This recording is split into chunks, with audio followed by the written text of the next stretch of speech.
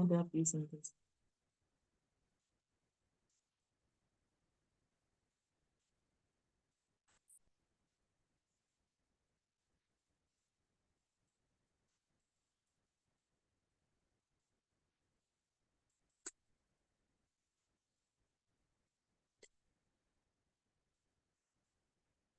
I'm nothing. Good. Nothing.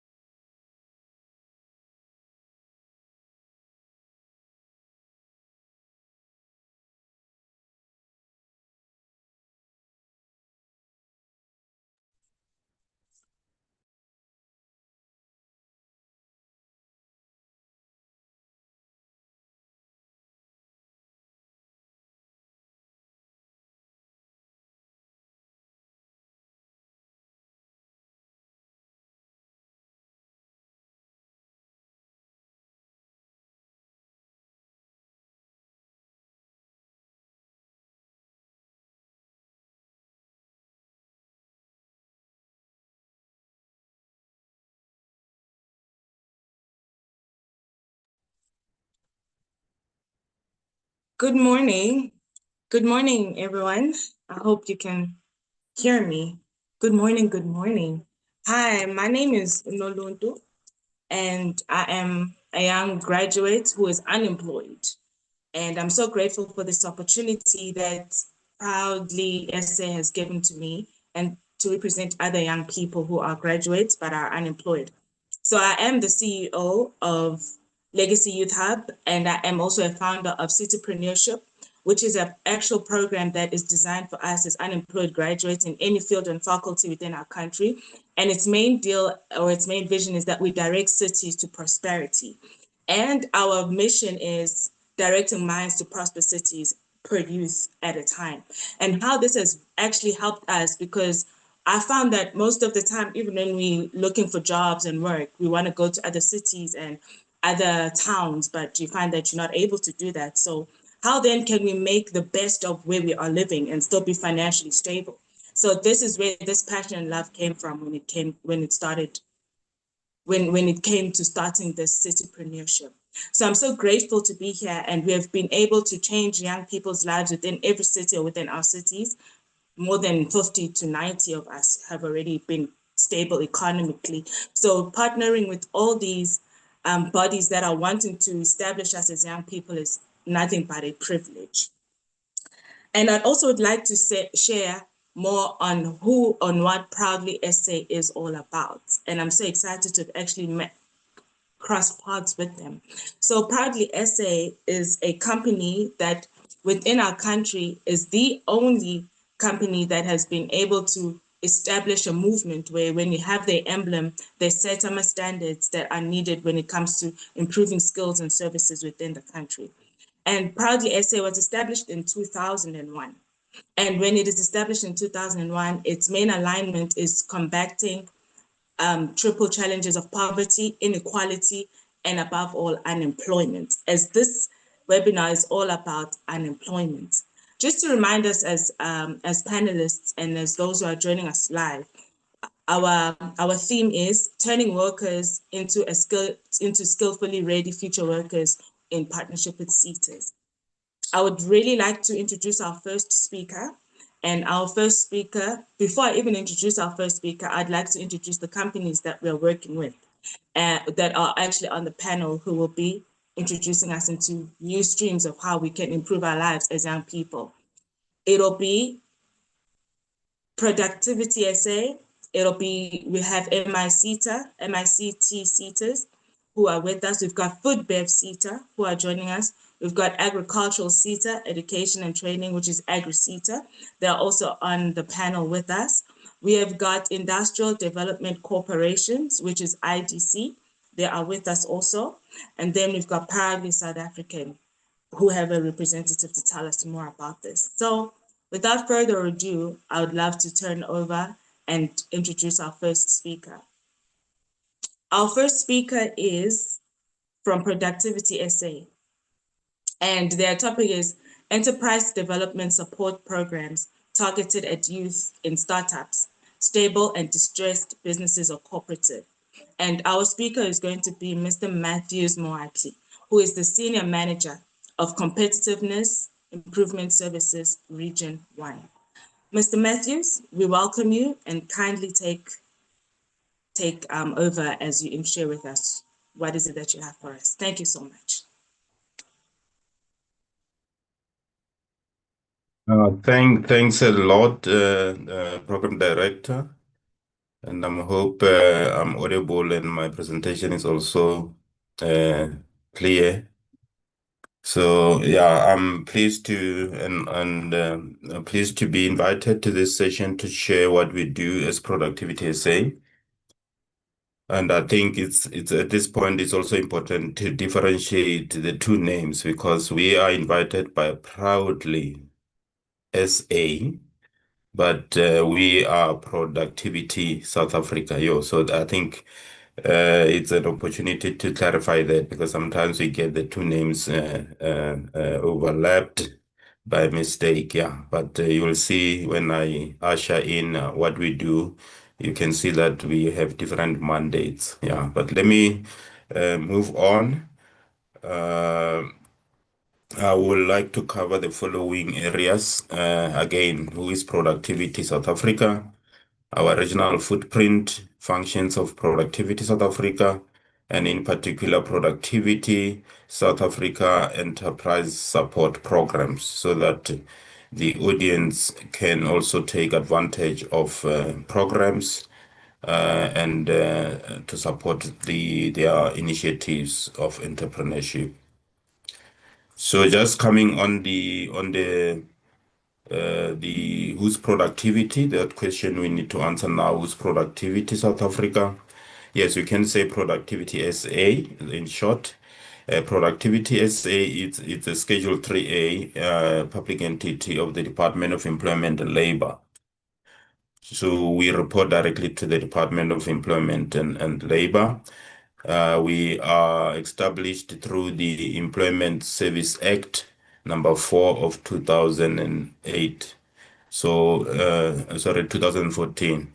So the mandate is to promote employment growth, productivity, thereby contributing to South Africa's socio-economic development and competitiveness.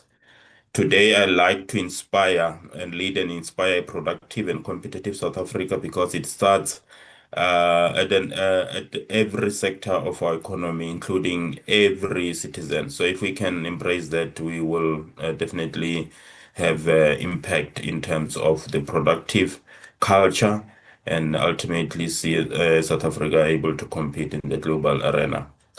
So how do we do that? Our mission, we engage with enterprises and then we diagnose and advise on implementing the best fit solutions for these enterprises to then grow their businesses. Obviously, in the same breath, will then improve South Africa's sustainable growth, development, and employment, which I think the program director touched on those issues.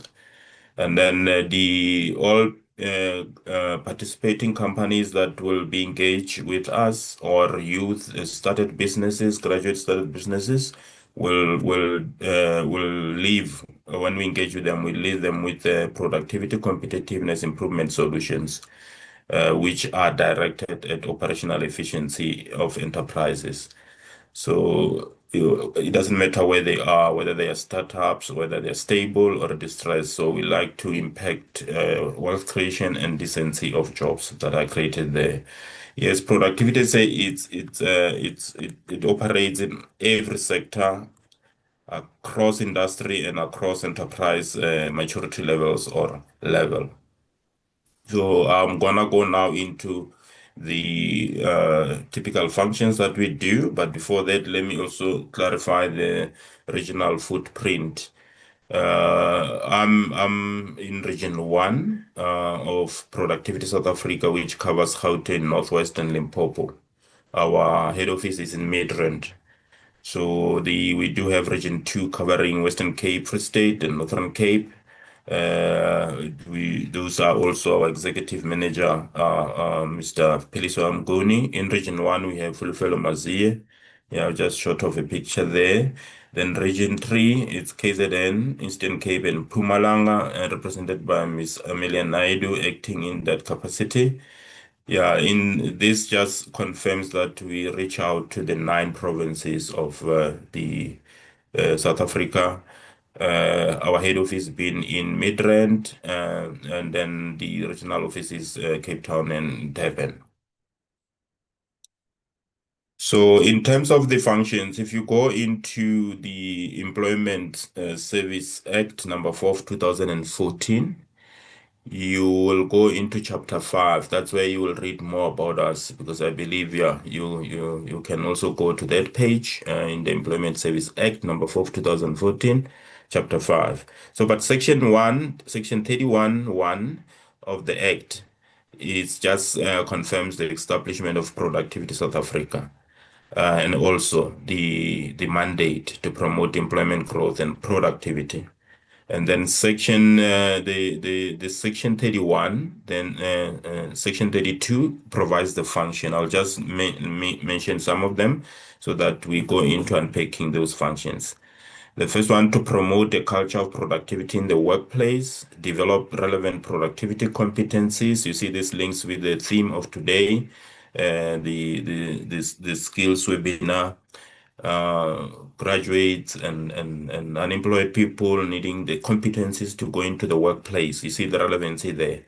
Then to facilitate and evaluate productivity improvement and competitiveness in the workplace. We want the graduates, we want work seekers, we want youth to go into the workplace. And sometimes I must just emphasize this workplace could be created by the very same graduates and the work seekers if they turn into entrepreneurship. So then they create the workplace. So then in the workplace, what do we want to do? To promote the culture of productivity, and also to share the productivity competencies with the owners of the business.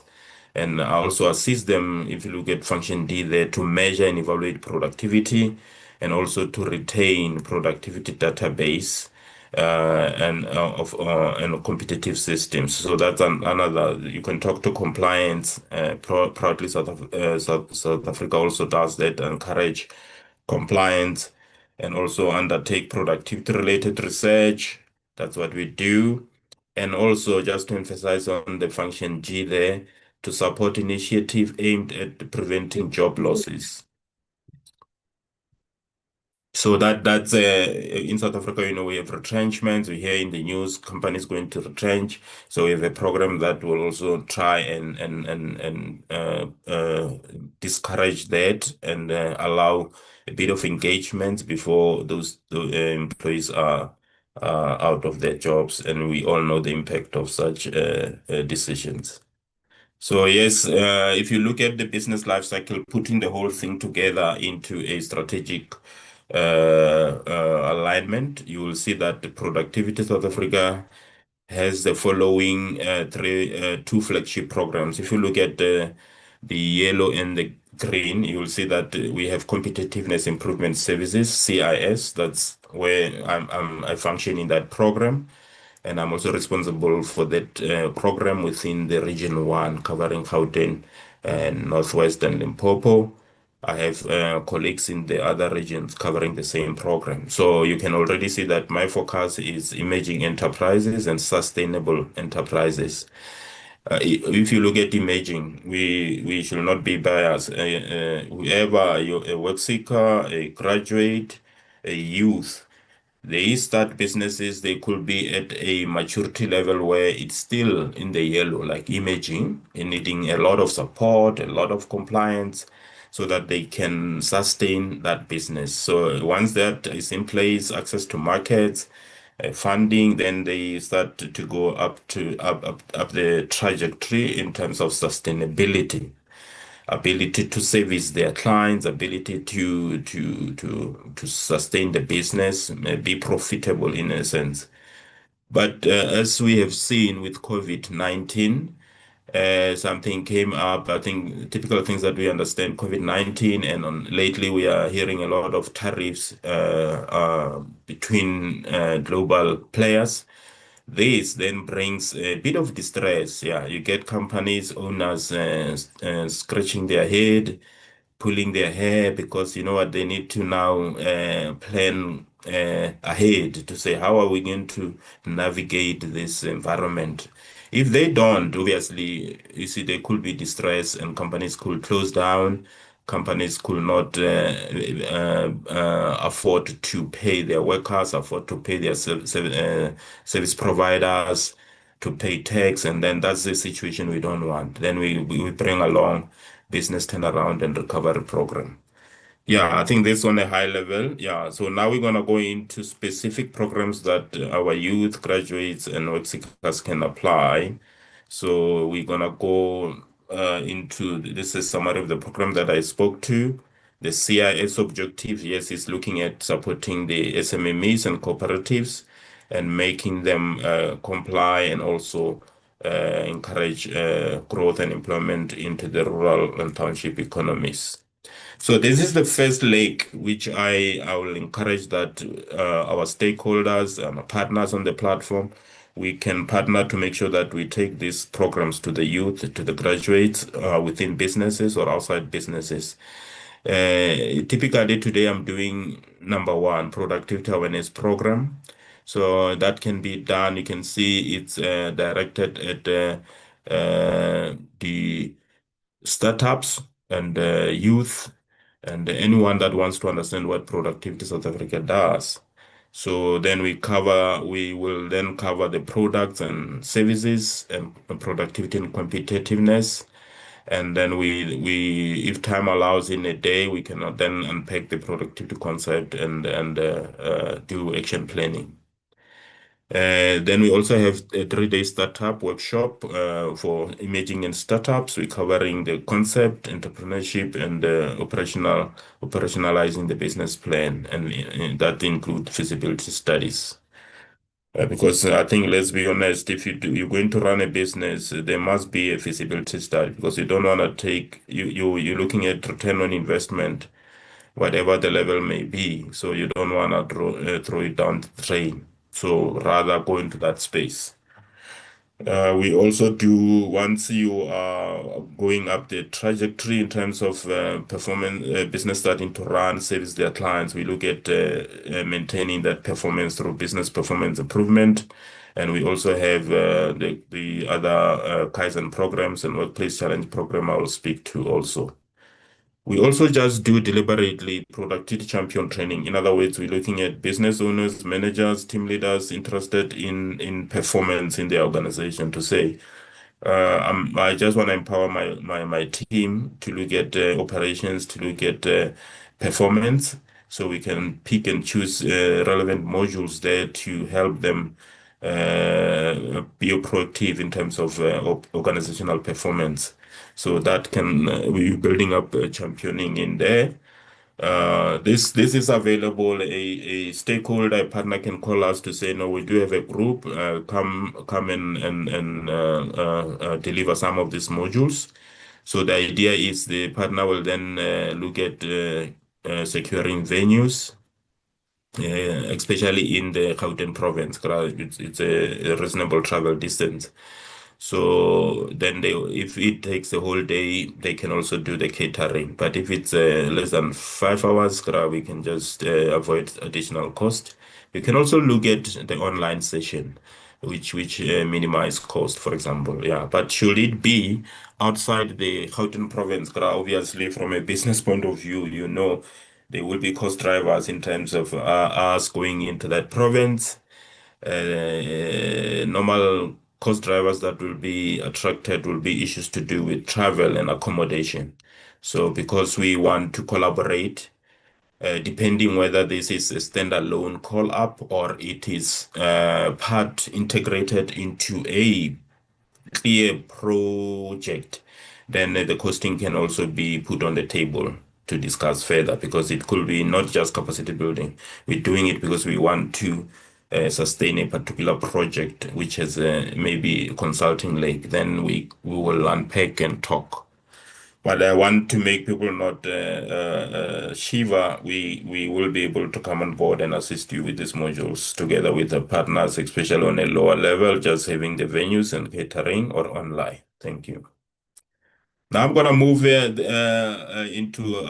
this the second leg Kaizen program, and here just in short, so you understand where it's coming from.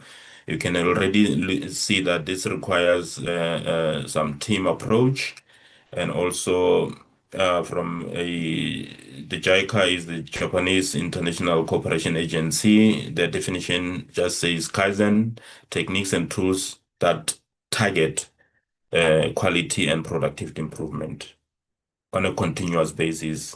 So, and it's just we need change for good. So here, the graduates and youth and work seekers that are on the platform and our stakeholder, we're looking at companies with minimum 5 employees, minimum. And then they should be in manufacturing, agriculture, and agro processing, and they should have their own premises, also being operational minimum 2 years. Yes, there could be cases where we look at individual cases on merit, yeah, and usually that will happen when you have applied. So at the end, I will be leaving my contract. So if you are interested to apply, we look at those merits because we will come out on site to verify information on the application. And then once you are taken on, you'll go into a 4 months. Yeah, it's no longer 6 months because of funding limitations. 4 months program, which will, once we are on site, we are happy, we'll sign a contract. Then we will start with the phase of assessment, getting the SE situation at that point in your business. And then we will then also do that capacity building. But in this case, it will be customized to the Kaizen program, which typically will zoom into quality and productivity with special themes like waste elimination because it does erode profit margins. And then we also look at leadership, championing, management. And then again, another focus is production process or service process. We need to look at that because within that you can pick up bottlenecks, which creates opportunities for continuous performance improvement.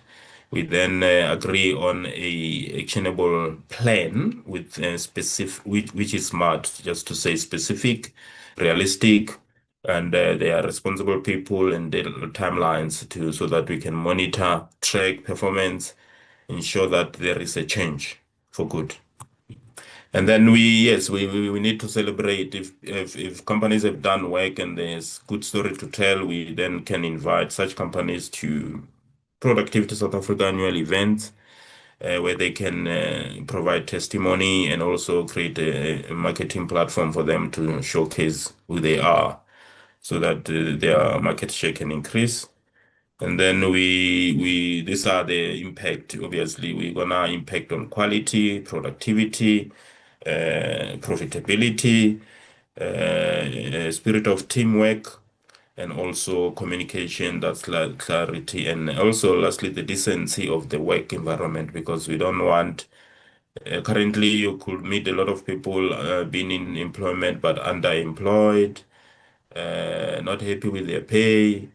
So situations like those, they create indecency, and that's whilst you're saying we want to kill poverty, but we bring poverty into work. So we wanna also see that that is not the case. So that was the second leg. I started with the capacity building programs, modules. And then I went into the Kaizen program.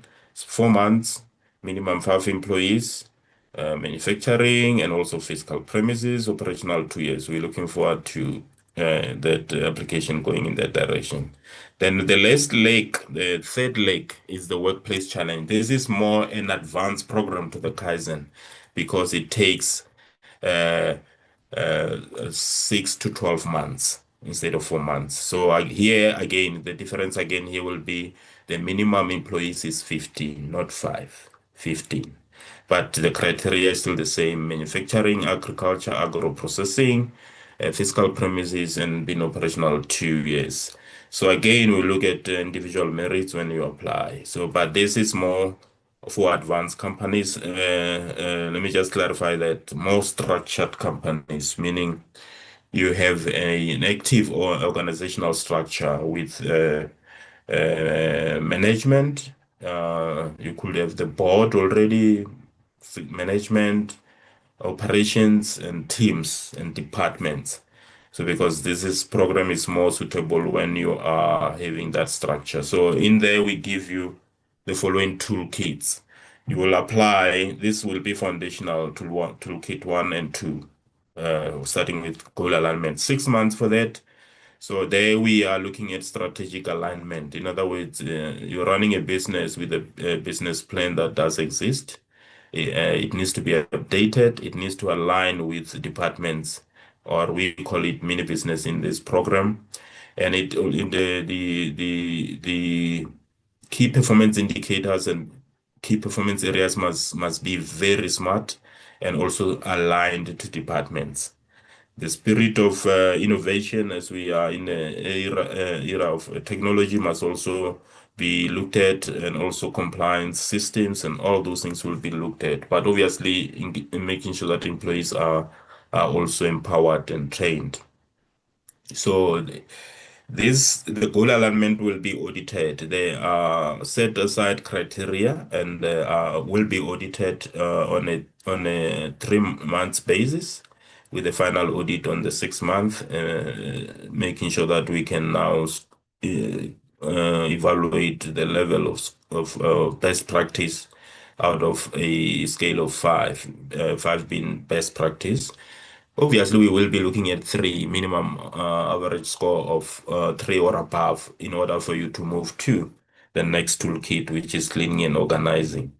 So again, this will be audited. That will be your next 6 months. So it goes further like that. If you do well, you go to teamwork. You can also go to leadership. But the assessments of the company at the application will tell us where they are struggling. Because sometimes you don't want to just run it. You can combine areas that are not existing as the only difficult areas. That will be more the customized version when we sit and discuss. That was the third leg, workplace challenge program. So yes, we're inviting applications also on that leg. Then the last item I'm going to touch is when companies are in trouble. This is the business turnaround and recovery. Companies started by youth. I'm just saying that specifically because of the theme of the webinar, but yes, it could be anyone running a business. But then they realized that, you know what, 3 months in succession, we're not meeting our sales targets. We're not able to pay our suppliers. We are cash flow is out of the window. A whole lot of things. Yeah, now they're contemplating, okay, we will need to lay off or cut the week days and all those things. They are not nice. Who wants to, you coming from whether you're a weekly paid employee now to 3 days or monthly to 2 weeks. You can imagine the impact. So BTR, we want to save and create conditions to retain and even create jobs with this program. So the program criteria is as follows. You're looking at here, the other differentiator is currently contributing to UIF. So that's a big one because the funding comes from UIF, your tax clearance, your financial statements, audited or independent, will be required to confirm the distress. You see, I just mentioned a few ratios like your sales, your your productivity levels, your cash flows, your balance sheet will be not be sitting well, but we need to confirm them through the audited financial statement report, independently reviewed management accounts. So we can then say, yeah, this company is in distress, but not forgetting that you must be paying UIF. These are some of the documents you need to submit. Yes, again, here you will complete application. We will verify issues before we put you on a contract to service you. This will be in up to 12 months period. Okay. Yeah, that will be the fourth program I'm bringing forward. The last this is just the flow process to say we will, with the BTNR, we will definitely want to confirm that crisis or distress. Firstly, we confirm it with the financial assessment. And even at that, we need to say, okay, yeah, we can see this company is in trouble, but what is the crisis here? Because sometimes you go deeper, you can find that the crisis could be I'll just give a typical example where if crisis is caused by criminality, you know exactly what needs to be done there. You don't want to be involved. That's breaking laws and stuff, then you need to report it differently. But if it's crisis to do with just inability, quality issues, then yes, an inability to manage finances, but not necessarily because there's crime, then it means the crisis can be reverted with the support from government again. So then we can move in and start to prepare the program. So the research, innovation, and statistics, it's when stakeholders just wants to go into areas where there is a need to research, and then they can talk with us, and we can see how we cost such project, and then take it forward. Yeah. I hope I have given you enough information to wanna engage us, and we look forward to really engaging the youth and also contributing to we have partners here. There could be programs already running that requires what I've just said. We are open to engagement. And there is my contact details should you want to follow through. And then on that note, Program Director, thank you for giving us the opportunity to share what we do. And we will also be running a productivity national awards in October. The Houghton Workplace Challenge milestone event has gone in 20 August. So we will have used the opportunity to invite you. But the next one coming is in Limpopo, where we are going to celebrate companies that have implemented the Kaizen and the Workplace Challenge program. So yeah, we look forward. If you need additional information on those things that I said, feel free to engage. On that note, thanks, Program Director. I will hand back to you. Thank you so much, So, Mr. so much. Just to give us a brief on what you have really shared on this theme of how to skillfully skill us as youths, is that basically these three main things that you as Productivity SA help us to better our future is so amazing. The capacity program, the liaison program, the workplace program. And also thank you so much for clarifying the difference between Productivity SA and Proudly SA. We really appreciate that. Okay, so again, not to forget our theme being that of turning workers into a skillfully ready future worker with SETAs and partnerships with SETAs. Let us move on to our exciting um, next exciting panelist who's going to be talking on behalf of MICT SETA, which basically stands for Media, Information and Communication Technologies Sector, Education and Training Authority, MICT SETA.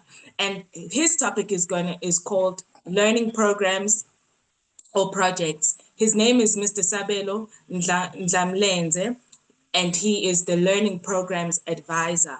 Could we kindly receive him with the warmest of hands, because we are living in the AI times and we really need this MICT SETA to explain to us. Over to you, Mr. Sabelo.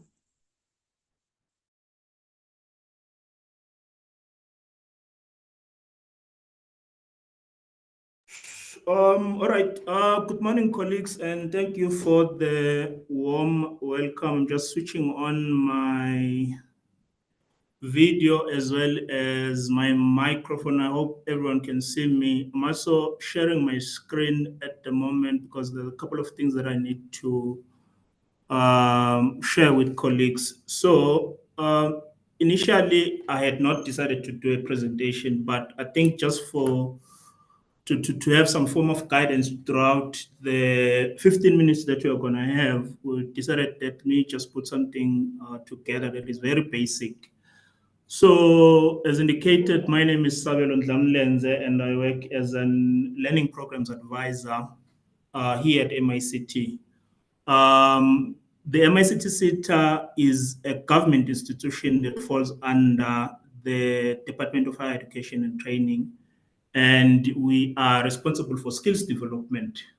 That's the basics of it. Now, when we are talking of skills development, colleagues, from the perspective of MICT, it involves just a number of very basic activities or exercises. So the first being, we've got our sector education, sector skills planning division, which is responsible for looking into the industry and determining what skills are we having a shortfall on, which jobs do we need more people trained on so that companies can compete with international companies, especially local companies. Do we have properly skilled people? Because people come from different backgrounds, and some would have gone through the university route, some would have gone through just on the job training and they have no formal qualifications. Some would have done some other professional certificates which are not NQF aligned. And then we need to make sure that all of these people are aligned, all of the jobs that are available in the industry are able to accept them. And as well, just to make sure that in terms of the new, especially with the youth, that they are aware of what jobs are in demand, which skills are in demand, and that on our side as well, we are doing the necessary research, working with the industry, the trade unions, and all other relevant stakeholders. So our sector skills planning division is responsible for conducting that research and putting together a report that then informs other activities that we do as the sector. The second division that we have is our ETK division, which is the Education and Training Quality Assurance division. So most of the time, they are responsible for qualification development, especially based on the research that has been done by our SSP. But in doing these qualification developments, they're still doing very intense engagements with the industry to make sure that these qualifications are aligned to what the industry needs. For instance, there's no point in, let's just make an example with the IT. There's no point in going back and talking about copper cables, whereas the rest of the industry has moved on into fiber optics and all of these other things, all this other fancy stuff that is being done today. If you look at the IT industry in itself, it's rapidly developing, and you have to then have people who are qualified. And most of the time, we're finding that as a country, we're falling behind.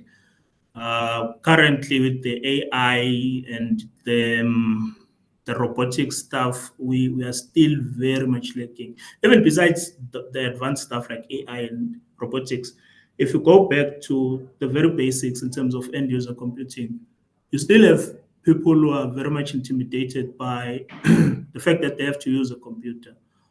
They think of it as this monstrosity, and we're trying to make sure that then we develop qualifications that are going to assist people in getting skilled. In addition to the qualification development, then the Educate Division also does your accreditation for training providers who are going to then be training on these the existing qualifications and the new qualifications that are going to be developed. And then at the end of it, they are responsible for issuing out the certificates to the learners. So most of these qualifications are sitting at the NQF level 4, 5, and 6. And most of the time, what we prioritize is to assist people who maybe just recently matriculated and they don't necessarily have funds to go to university, or some of the colleagues you find that they might have not been able to matriculate due to various reasons. So those qualifications are sitting at that band for NQF 4, 5, and 6 most of the time, but there are other things that are available in terms of NQF level 3 and 2. And yeah, that's what our ETK division does. And then our 4IR division, which is a new division that was recently established within the SETA. So they do 4IR advisory committee, which tends to include the industry, trade unions, and other stakeholders in terms of making sure that the industry in itself is headed towards the right direction, that there's information sharing, that even with the qualification developments, they can make contributions there because they then identify to say, in the next 10 years, this is where the industry is headed for. So in making sure that everyone is aligned, these are the qualifications that we should be looking at. They also bring in the universities through research. And you find that most of the time we are following behind other people. There's research that is being done in a university in Japan or in the US, and they develop something new. The rest of the global world adopts, and we then have to be buyers instead of sellers. And what now the 4R division is trying to do is to make sure that for students within our universities, especially at master's and PhD level, we are providing funding for their research projects so that they can be able to just focus on the actual research and not worry about the other logistics in terms of the work that they have to do. So that we also develop our own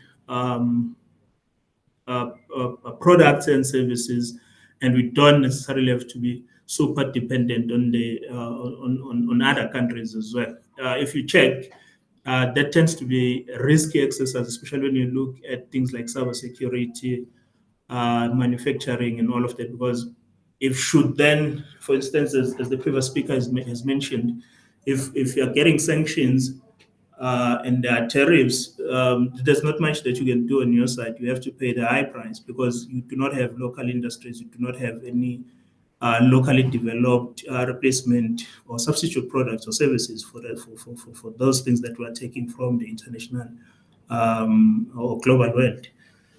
And then the last part or the last division that I want to talk about is the learning programs division, which I'm part of. Now, when research has been done on what skills we are having a shortfall of in the industry, and we develop qualifications, people get accredited, and now they are ready to take on learners, and you find that learners do not necessarily have the funds to then pay for these certificates and all of these things. Our learning programs division then comes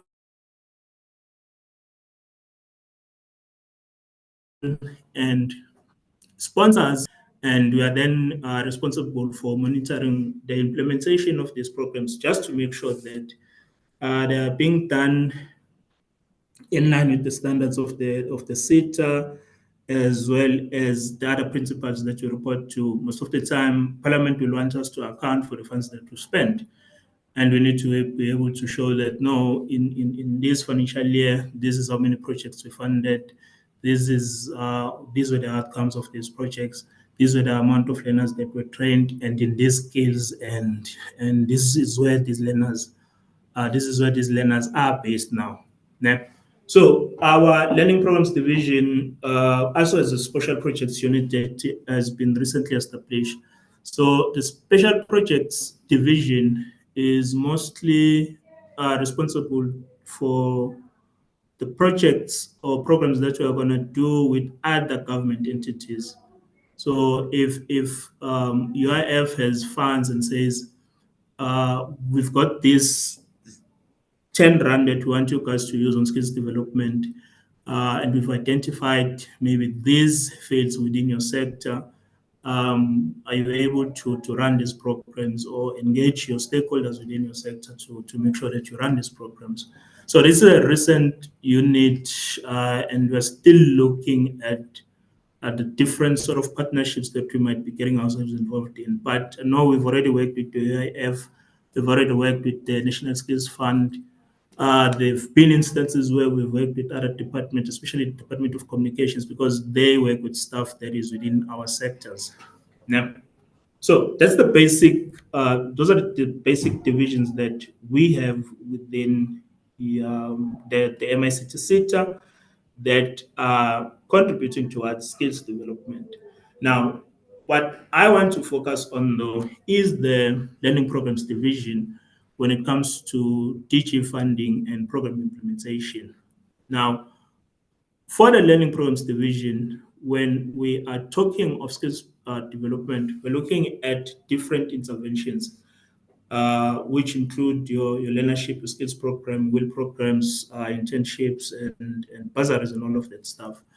Like I said, learnerships usually we are looking after the guys who've just matriculated and they have no plan. It's usually a 3 months theory, and then they have to go to a workplace for 9 months. In these programs, especially for unemployed youth, we will cover the training fees as well as the stipend portion, so that people are not struggling with transportation between their homes and the training center or the workplace. At no point when you're part of a SETA funded program do you have to pay any amount to be part of the program. I'm mentioning this because uh, I think as a country at the moment, we're dealing with a lot of scams when it comes to such things, such programs. So no one pays any admin fee or any fee to be part of this program, because the SETA would have been paying for both the stipends and the training fees. So, like I said, learnerships, 12 months program, 3 months in class, and then 9 months at the workplace. Skills program, we usually do them in 3 months, they're almost similar structure to a learnership, but they are not for a full qualification. It's only part of the qualification.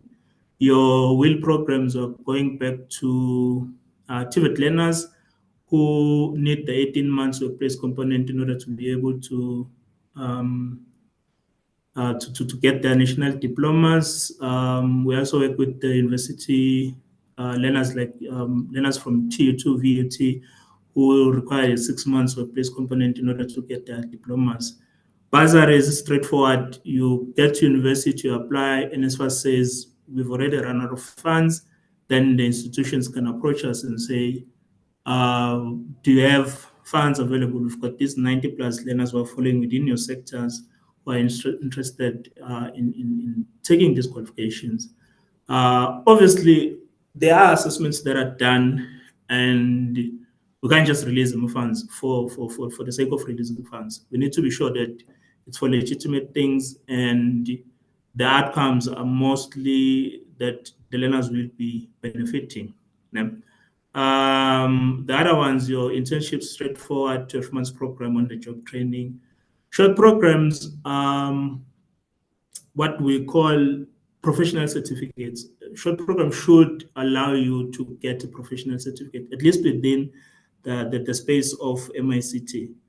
Most of the time for short programs, when we talk of professional certificates, we're looking at your Microsoft, Amazon Cloud Computing, your Cisco, your CompTIA programs. The guys who are in IT also have to do these Prince 2 certificates.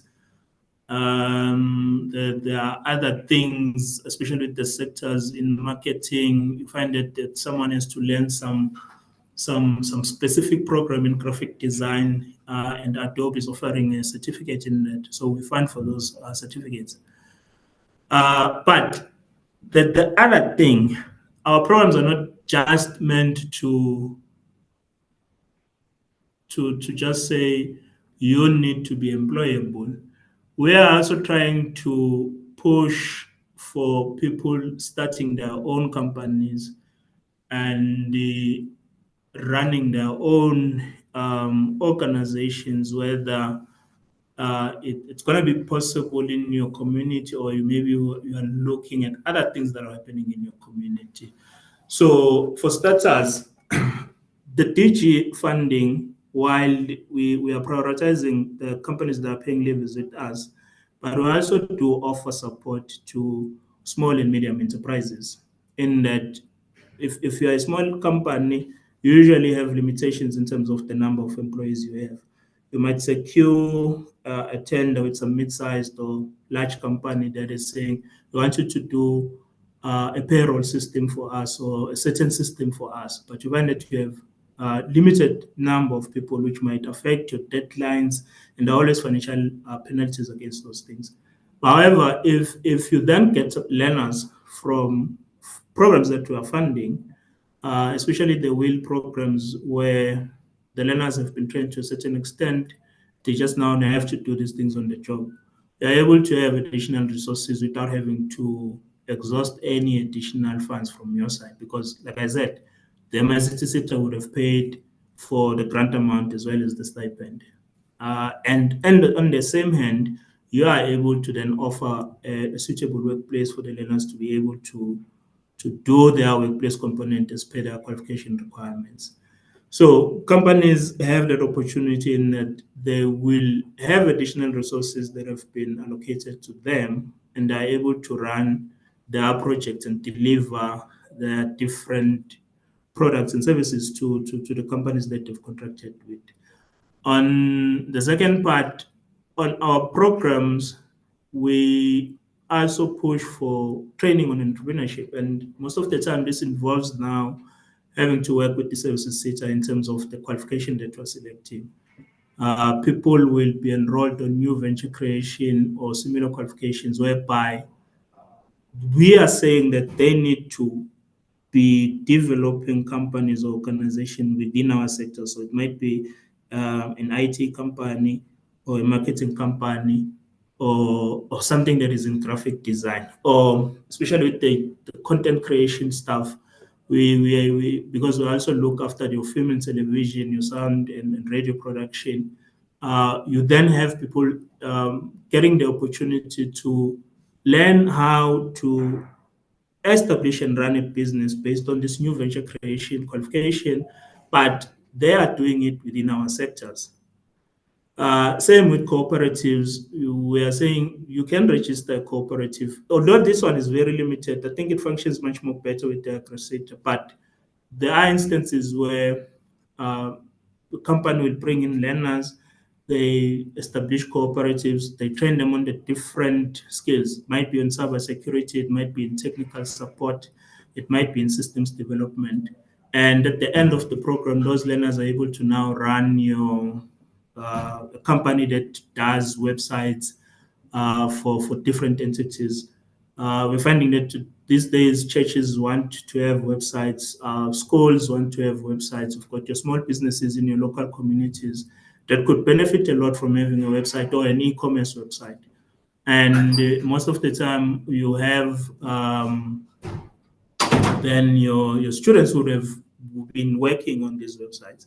So while they get trained on the technical skills, for your coding and all of that stuff, they also get the opportunity to learn how to then run a company in a formal way, how you go about doing your CIPC registration, how do you look for tenders and how you apply for tenders and all of that, based on whatever the qualification that we would have taken from services SETA is.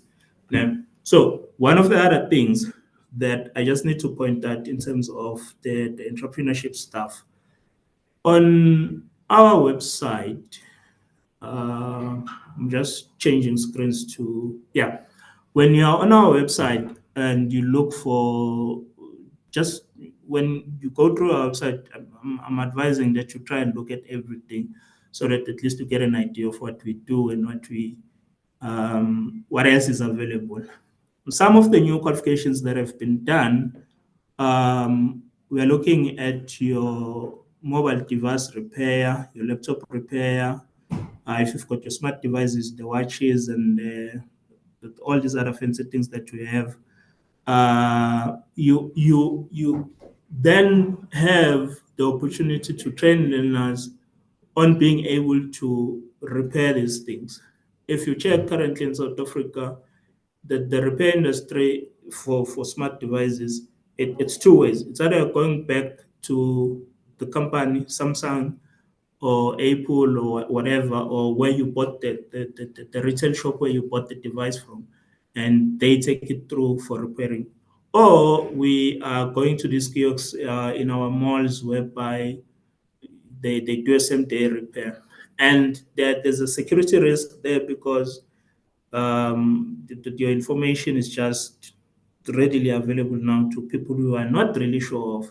So there's a move to say, let us get our own youth trained on these different qualifications and certificates so that they are able to do these things and we don't necessarily have to depend on other people.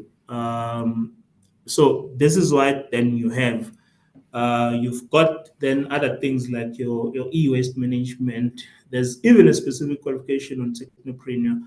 It's always advisable that you access our website and then you try and read on these things and the different occupational certificates that we have on our website. Additionally, also look at QCTO as well, because QCTO tends to provide more details on the different occupational certificates. If you go to QCTO and you look through using the qualification ID, you should be able to find more information. At the end of the day, what I want to emphasize to people is SETA programs are not just for the sake of stipends. People should be able to learn the skill through the training, and you also pick up on other things like your soft skills. Because in as much as you can have all the technical skills and knowledge, if your soft skills are lacking, you might find that it's difficult for people to hire you, or it's difficult for people to work with you if you are now saying you are running your own company. Another thing that I just want to talk on, currently we've got learners or we've got some people who are stuck in Russia and are being asked to assemble drones and stuff.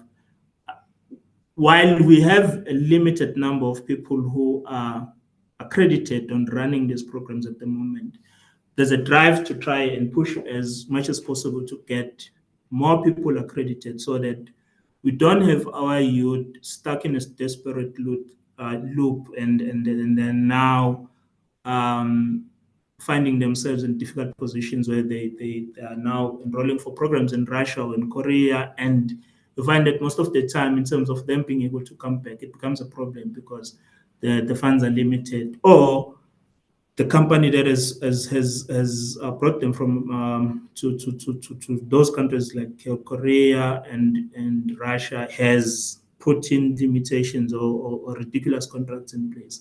So there's a drive to make sure that we're getting as many of our local people accredited on these new things so that they're able to then train learners. And also we're asking for the industry to take in learners, give them the correct workspace so that they're able to practice the theory in a proper place. Yeah, so that's the basics of it. In terms of us, in terms of contacting us,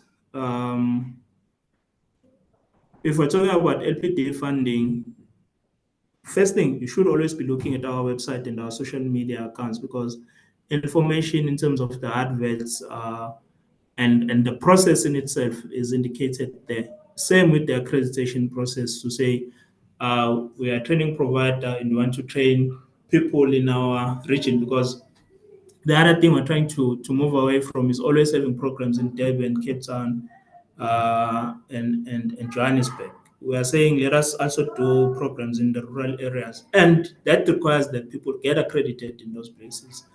It can't always be that people have to move away from their homes, because opportunities are only available in the three places that I've mentioned. So for people to get accredited and to access DJ funding, look through our website under stakeholder information. I'm just going to show you that part. Also, sorry about that. I'm just going to try and go back. Yeah.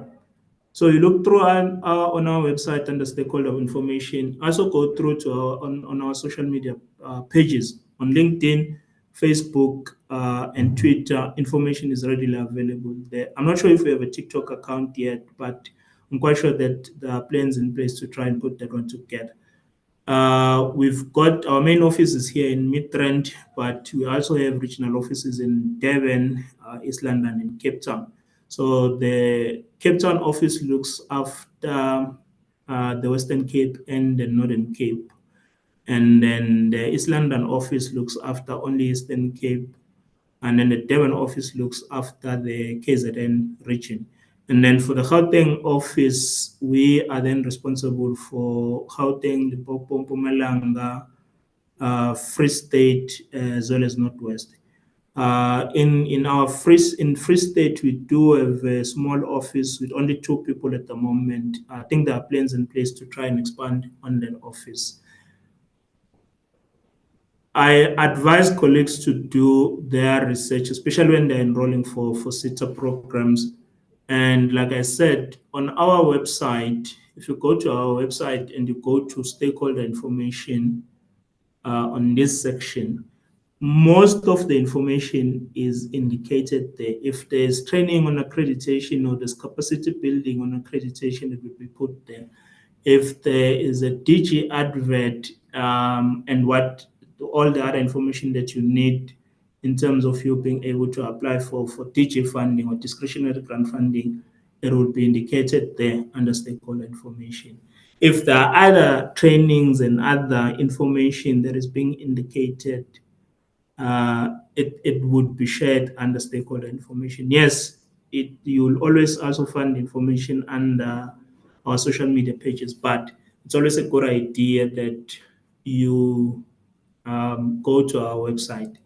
We also encourage the colleagues to visit our offices, because sometimes you get people not clearly understanding things when we're doing these online Zoom meetings and all of that. So we encourage people to come through to our offices. I think, colleagues, on my side, I have covered all the things that I needed to cover. And thank you for listening through. We try to keep it brief, but at the end of the day, the youth still has opportunities with the SETAs. I think you'll hear from the colleagues from FoodBev and AgriSETA in terms of what they have in store to offer. But ours, in terms of IT, media, and the telecommunications industry, there's a lot of opportunities there. I encourage people to do their research and reach out, and we can advise. Thank you.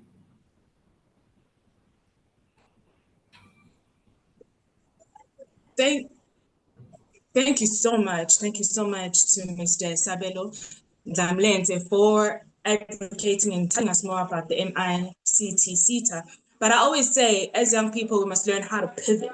So as much as you have learned or have other qualifications, but we must learn how to align what we have now so that we become beneficial and fruitful. And the information that you have shared with us, along with the theme that we are focusing on as Proudly SA, engaging and assisting to tackle this matter of unemployment as young people, and working with the SETAs, understanding the learnerships and understanding the things that are the structures that are in space to help us as young people is quite invigorating and very interesting. So we are so grateful that we are still offered such opportunities to actually gain such information. So without further ado, I'd like us to go to our next exciting panelist who's going to share with us according to the SETA that they are in, which is the food bev SETA. So we all know that food is a must in life. So definitely this is quite interesting. I look forward to hearing to what Miss Maketsang Mogome has to share with us. And she is the senior manager for stakeholder relations.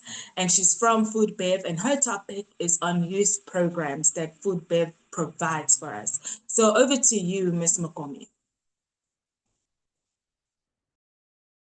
Thank you very much, colleagues, and very interesting morning. I'm just going to share again my presentation. Technology sometimes seems to be an enemy of progress, but I don't want to waste too much time. And once again, thank you very much to the Proudly South African team for inviting us to share in on what is it that we do for the young people in the food and beverages manufacturing sector. Like I've been introduced now, my name is Maketsang Mogome. I am Senior Manager for Stakeholder Relations at Food Bev SETA. What that means is I just come and sit with colleagues and stakeholders in the sector to really present what is it that the SETA does and position, the services and the work that we do across the different platforms of engagement that the SETA has. And I think our mandate, going back to my colleague from MICT SETA, now our mandate is very simple across the 21 SETAs that exist. SETAs standing for Sectoral Education and Training Authorities. There's various one. I mean, my colleague from Agri-SETA, Lusanda, will also be coming and speaking, and I'm sure she'll also be reminding you about what is it that the SETAs primarily do, in the South African landscape. And I think ours is to facilitate access to training and skills development for employees and new job applicants in the food and beverages manufacturing sector. It is that simple. And then we do that obviously through various opportunities or various initiatives. I mean, we do labor market research. We work on a sector skills plan that identifies sector skills plans, or rather gaps that exist in the market from a skills perspective. And then we also look into occupationally directed qualifications that are developed that respond to the needs of the sector, accreditation for training providers, as well as other various skills development and training interventions that are funded, and as well as career guidance that is provided mainly to high school students, or normal basic education high school going students. So that's primarily what we do and what our mandate is. And it's very similar across all the SETAs, I must be honest. What our mandate is, all that we do is we operate in different sectors, or rather we support different sectors of the economy, which are 21 in total. And then with the SETA, or rather with Food Bev SETA, we've got 5 different chambers that we support. We've got the manufacture of beverages, manufacture of dairy, manufacture of breakfast foods, manufacture of food preparation products, as well as processed and preserved foods. And what that basically means is all the sectors of, or rather the subsectors within the beverages, the food manufacturing sector, we cover them with different available skill set that they would need. But those skill sets, how do we know that they need them? When they submit what is called work skills plans, or their annexure 2s every year, where we see what are the skills gaps that are needed to make sure that the sector remains sustainable and we train our workforces. And our vision is very simple. We want to have a skilled and employable society. It's a very simple vision, because what we always say across all the SETAs also is that we do not want to train for unemployment. It doesn't make sense to be training people that will go out there and they're not employable. So that is why the occupational, skills strategy somehow is creating work, and we're also adopting programs, or rather projects, from a SETA perspective that respond to at least an employable society. That is what we try and do, and we always aim for every day at the SETA. And then our skills funding models we've got 3 skills funding models. We've got the mandatory grants, which is targeted at levy payers, because for SETAs to exist, there's something called the skills development levy that is paid by employers who operate in the sector. And once every year they come back, they submit what is called work skills plans, or WSPs, where they come and claim back their money from training of their employees in the previous year. they will submit what is called an annual training report. Very long, very boring, but we can engage you further on what that is. But that one, only levy paying entities whose levies are up to date qualify to claim a mandatory grant or through the submission of WSPs, ATRs, which ultimately culminates in what is called Annexure 2s. And then we also have discretionary grants. That one is targeted at levy and non-levy paying companies or entities and educational institutions where they will come in and request bursaries. And then, from an employer perspective, who are non-levy and non-levy pay, who are levy and non-levy paying, that is also employers and organizations. They will come in and then they say, we've got certain skills programs or interventions that we want to drive in our organizations. Are you able to assist us? We absolutely can. And everything that we do there is highly dependent on availability of funds every year. But all of this is legislated. We don't work in a vacuum. There is a legislation that exists that directs and monitors rather, or gives us a framework of how the two should be done. The mandatory grants are opened once a year, as well as discretionary grants as a period for when these two funding windows are open. Then the third funding model that we have is partnerships, or sometimes other people will call it special projects. That is for non-levy, again, non-levy paying entities and educational institutions as well, who will come and say, we've got a unique program that we believe can change or rather contribute to through the work that you are doing that is targeted at young people in this instance. I mean, we've done a lot of programs with young people across the country that have proven to really, have made an impact in the communities that, they operate in. So they will come in and then they will say, let's just say in this instance, Proudly South African will request a special partnership where they will say the group of young people that are on this call today, we're going to identify their needs and then see how we can come up with a special project that will upskill them to either start their own businesses through what is called a new venture creation opportunities. And then we see how, you guys could do like an aftercare where they could grow and become their own business people. And obviously, we always prefer that, the people that come through to Foodbeb SETA requesting funding or support for funding and skills development initiatives, they must be in the manufacturing sector. And then if not, if you're looking for a digitally based solution, I mean, my colleague from MICT SETA has spoken about that. So we definitely can always approach MICT SETA. And in some instances, we can go into partnerships as SETAs to see how we could solve for X or solve for a particular problem. So we do all the time, through our CEOs as well, have these conversations of how we can enter, or rather we can come together to try and come up with solutions that make sense for South Africans. And I mean, our special initiatives, address specific, goals as well. We're all about economic growth. We do want to encourage employment, creation in the sector that we work in, and more especially also, enable social development, because we believe that a skilled society, can assist in a very developed, society as well. So that is part of also why we do what we do and how we do it as well. I mean, I think I've spoken a little bit when I was unpacking who, on our funding models as well. I mean, also when you just now go and zoom in specifically into who do we work with large and medium small enterprises. We work also very well with SMEs, and our SME portfolio is also growing. There's programs that we've come up with that are specifically targeted SMEs that are actually are gaining traction in the market and in the sectors that we serve. Employer associations, we also work with professional bodies, labor federations and unions. In this instance, it would be a productivity SA. And then when it comes to public institution, it will also be maybe a Proudly South African from a government and government departments and entities, local government agencies, municipalities. We also work with them. Universities, TVET colleges and centers of learning, we also work with them. And I think ultimately the most important thing here is we try and come up with solutions that are also targeted at the different audiences that these associations would support. Now, going into some of the programs that we are currently funding, one of the few that I could just, pull up for this conversation is we find what is called the Delicious Trade Academy, aligned with the Delicious Festival, Music Festival.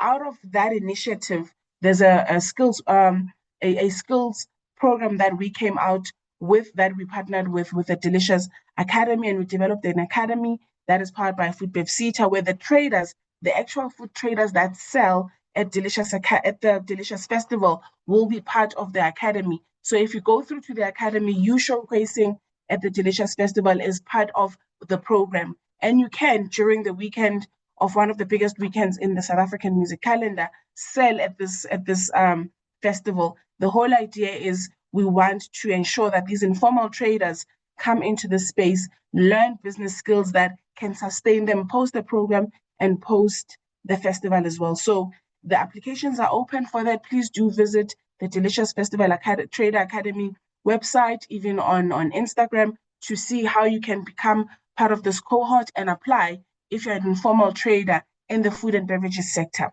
So you can absolutely, apply, and, all the best to you as well. And what we've also done as well is we've sent our food producers to the Summer Fancy Food Show in New York City 2 years in a row. We couldn't do it this year because of the tariff Trump conversation, where we were just waiting to see what's going to happen with the Trump administration. We've sent in total now 10 businesses to showcase at the Summer Fancy Food Show in New York City. So that's some of the opportunities that are available to young people and to other food manufacturers who are trading in South Africa and are South African. So these are some of the opportunities that we have. And even from a bursary perspective, we've got bursary programs and skills programs that we fund through different partnerships. The one that you're seeing there in the corner, we had a partnership with Duke University where we took 25 enterprises through an international development program for entrepreneurs, where we also send them to the US to attend classes at the Duke University, as well as Rhodes University in South Africa, who were the training providers in South Africa. And what we also did as well is we also had a pitching session where they came in to pitch their businesses to funders, to possible funders. And from where we are sitting, I'm glad to announce that out of that initiative, 12 businesses from the conversations we are having might be picked up for possible funding post the skills program that we funded through Duke, and they graduated actually 2 days ago in Johannesburg. On Wednesday, they graduated. That's a group of 25. And then there's another group as well in KZ, and there's quite a few that were part of a skills program that we did with eThekwini municipality to also, once again, uplift the young people and to also try and create, our employment in the communities that these young people live in. So that's some of the programs that we have. There are too many to mention. I just wanted to highlight the ones that we've done quite lately. And then also just to invite, the young people on this call that are interested in the food and beverages manufacturing sector, or if they are already in the food manufacturing sector, is that on the 30th of September, we've got a capacity building workshop where we are looking to empower, SMEs in the sector with information of how you can actually access our skills development interventions and initiatives. So if you are available, please do reach out, and then we can see how we can get you onto this workshop that's going to be held virtually as well. And then just for you to, to quickly see where you can find us and how we can actually get you on board, please do visit our website and look for, and then scroll down on our website, look for this page, or rather this spot on our website, and register on our database. We've got a database that we work with so that we could keep sending you information and opportunities that are available from a skills development perspective. And we do look forward to engaging with you, and hopefully we can be able to support your skills development needs in your business as a young business owner. And on that note, Chair, I'm going to say thank you. If there's any questions, I'm going to be available for the next 5 minutes. I had another meeting that now they are like literally waiting for me on the other side. But thank you very much. Thank you so much. Thank you so much, Ms. Mokomo. That was so influential and amazing. To all our delegates or those who are listening, please do not be afraid. Send through your questions, your clarity sessions. As she said, she's leaving within the next 5 minutes. I just personally have a question before you leave.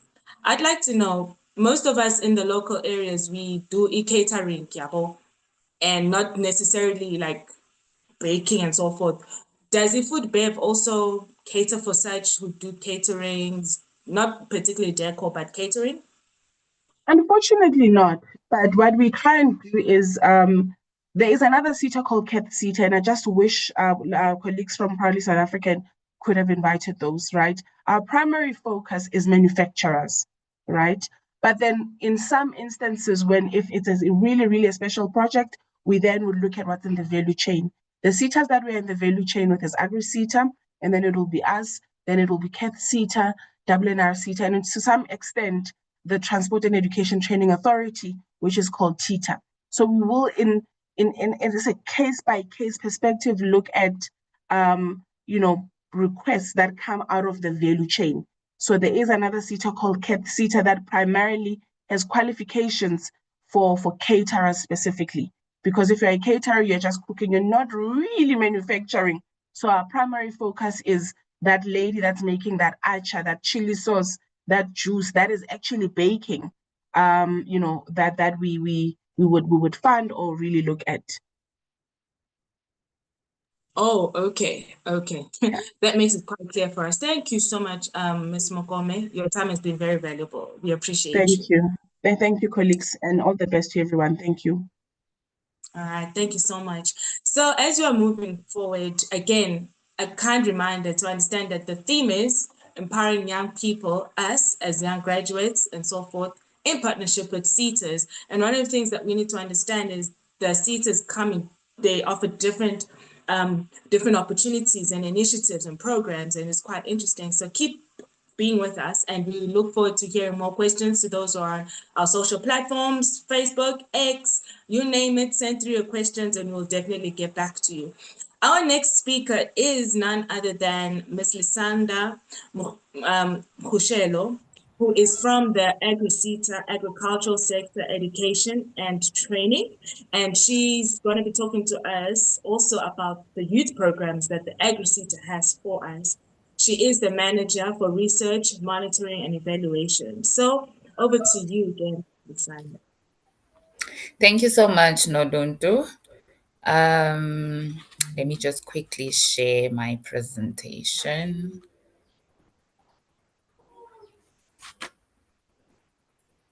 Please indicate if you are able to see my screen. Is my presentation visible? Yes, ma'am. All right. Thank you so much for that. So as introduced, my name is Lisanda Mkoshelo, and I'll be speaking on the offerings that AgriSETA has for the youth. So my presentation will basically cover who AgriSETA is, just briefly, as two of my colleagues have already gone ahead and spoke to what are SETAs and what do we do. Then I'll speak specifically on the SETA's role in youth development and touch on our delivering mechanisms as AgriSETA, as well as the kind of interventions that we offer the youth, and touch on what kind of qualifications do you need to then be doing for you to find yourself landing in the agricultural sector. And then I'll touch on the farmer for tomorrow, based on the many changes that we see happening, not only within the sector, but worldwide when it comes to, climate change and your 4IR influences. So briefly, as an introduction, we are Agricultural Sector Education Training Authority. Short, we are known as AgriSETA. We are also a Schedule 3A public entity. We have been enacted by the Skills Development Act of 1997. And basically our mandate is to enable skills development within the agricultural sector. And as AgriSETA, we then deliver the skills development through different interventions that we implement via various learning programs that we have as a SETA. And these programs are tailored for both unemployed as well as employed beneficiaries. So these learning programs include learnerships that we offer to the youth, skills programs, mentorships, internships, artisan development, graduate placement, new venture creations that speak to starting your own business, recognition of prior learning, bursaries, as well as IET. And the programs above are implemented with various employers in the sector, which include your small businesses, your medium enterprises, as well as large companies.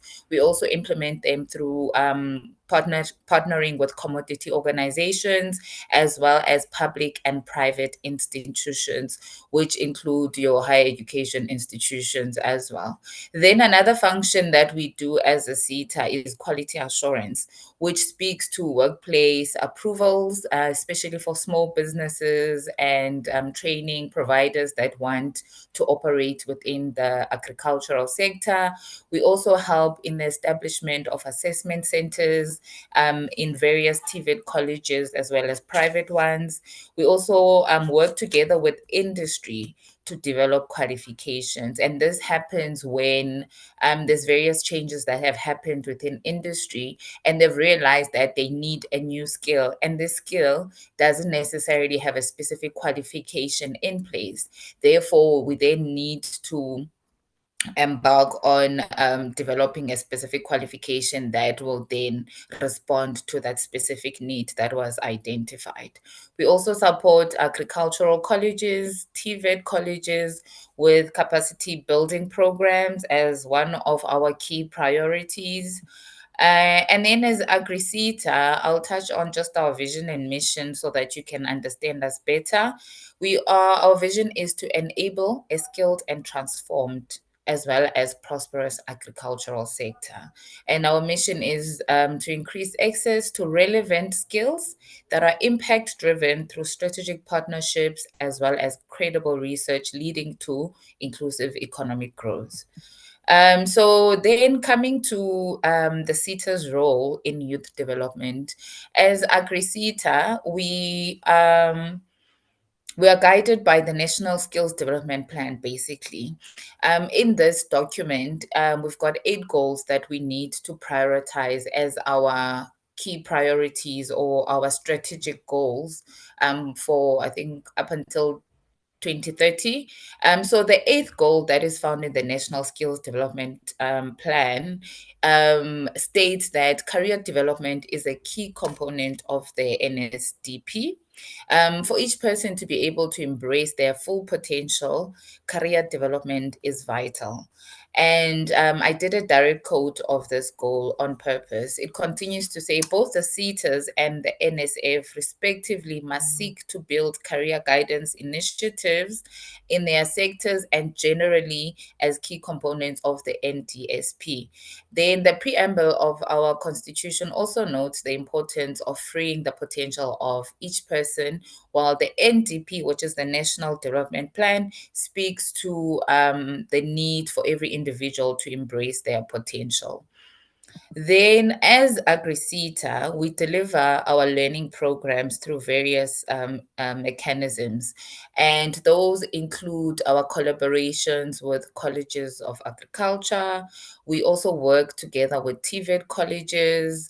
We also work through career summits to actually communicate what we do as AgriSETA to various beneficiaries, including scholars and learners at different levels. We also engage on rural school career events, where as a SETA, we then go specifically to rural areas to try and enlighten them on what we do as AgriSETA and what kind of career path you need to follow for you to find yourself working within the agricultural sector. We also work together with DHEAD Career Guidance Events Unit, where we get invited whenever DHEAD is going out and engaging the public. So as AgriSETA, we always take along with other SETAs to just share what we offer.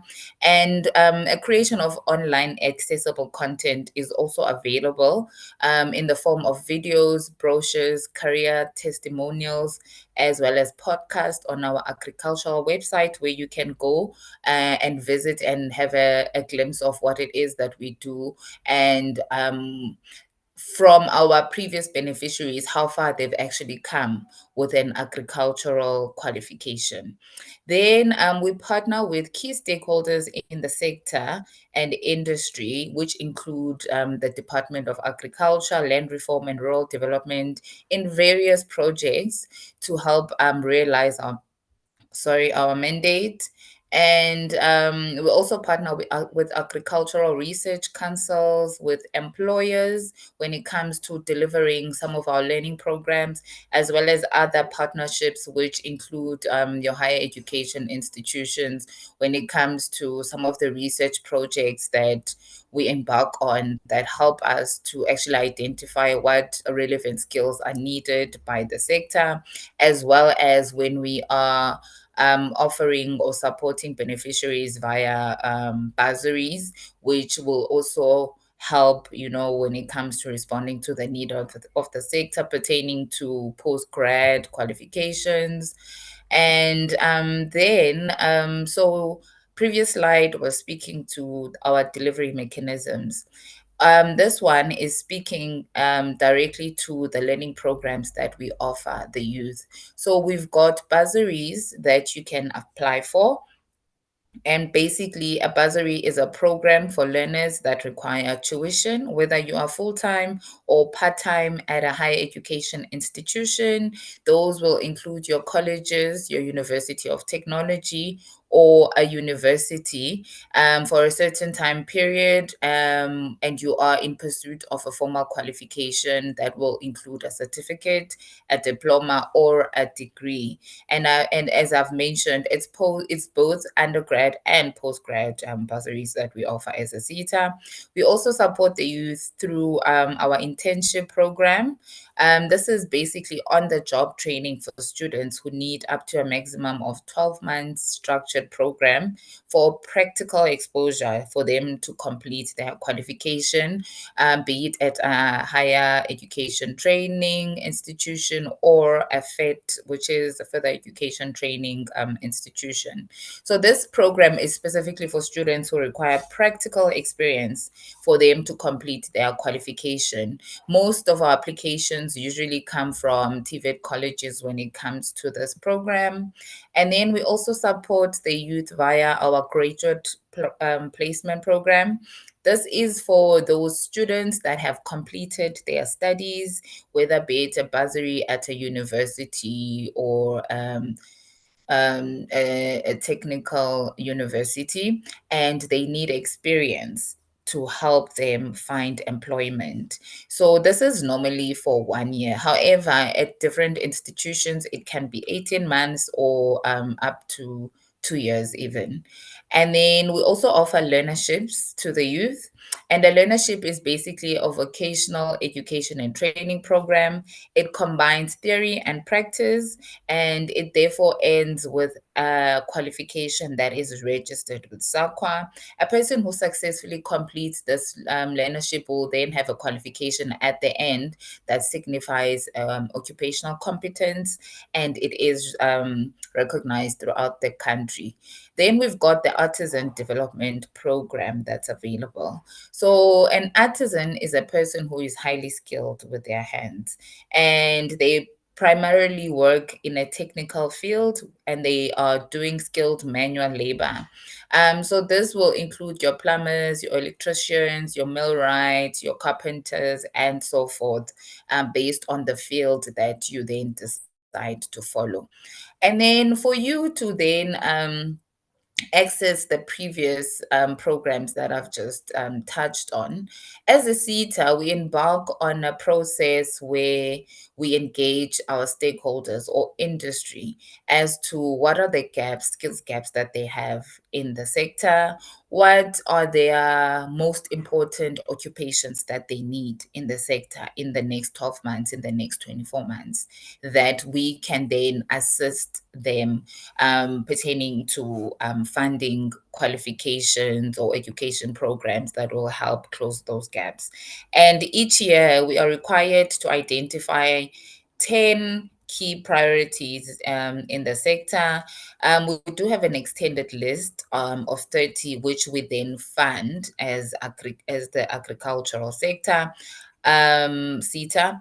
And then in the SSP that we then develop, we identify top 10 skills priority occupations. And in that document, you'll see that they also go with a type of intervention, which is the qualification that is linked to that occupation.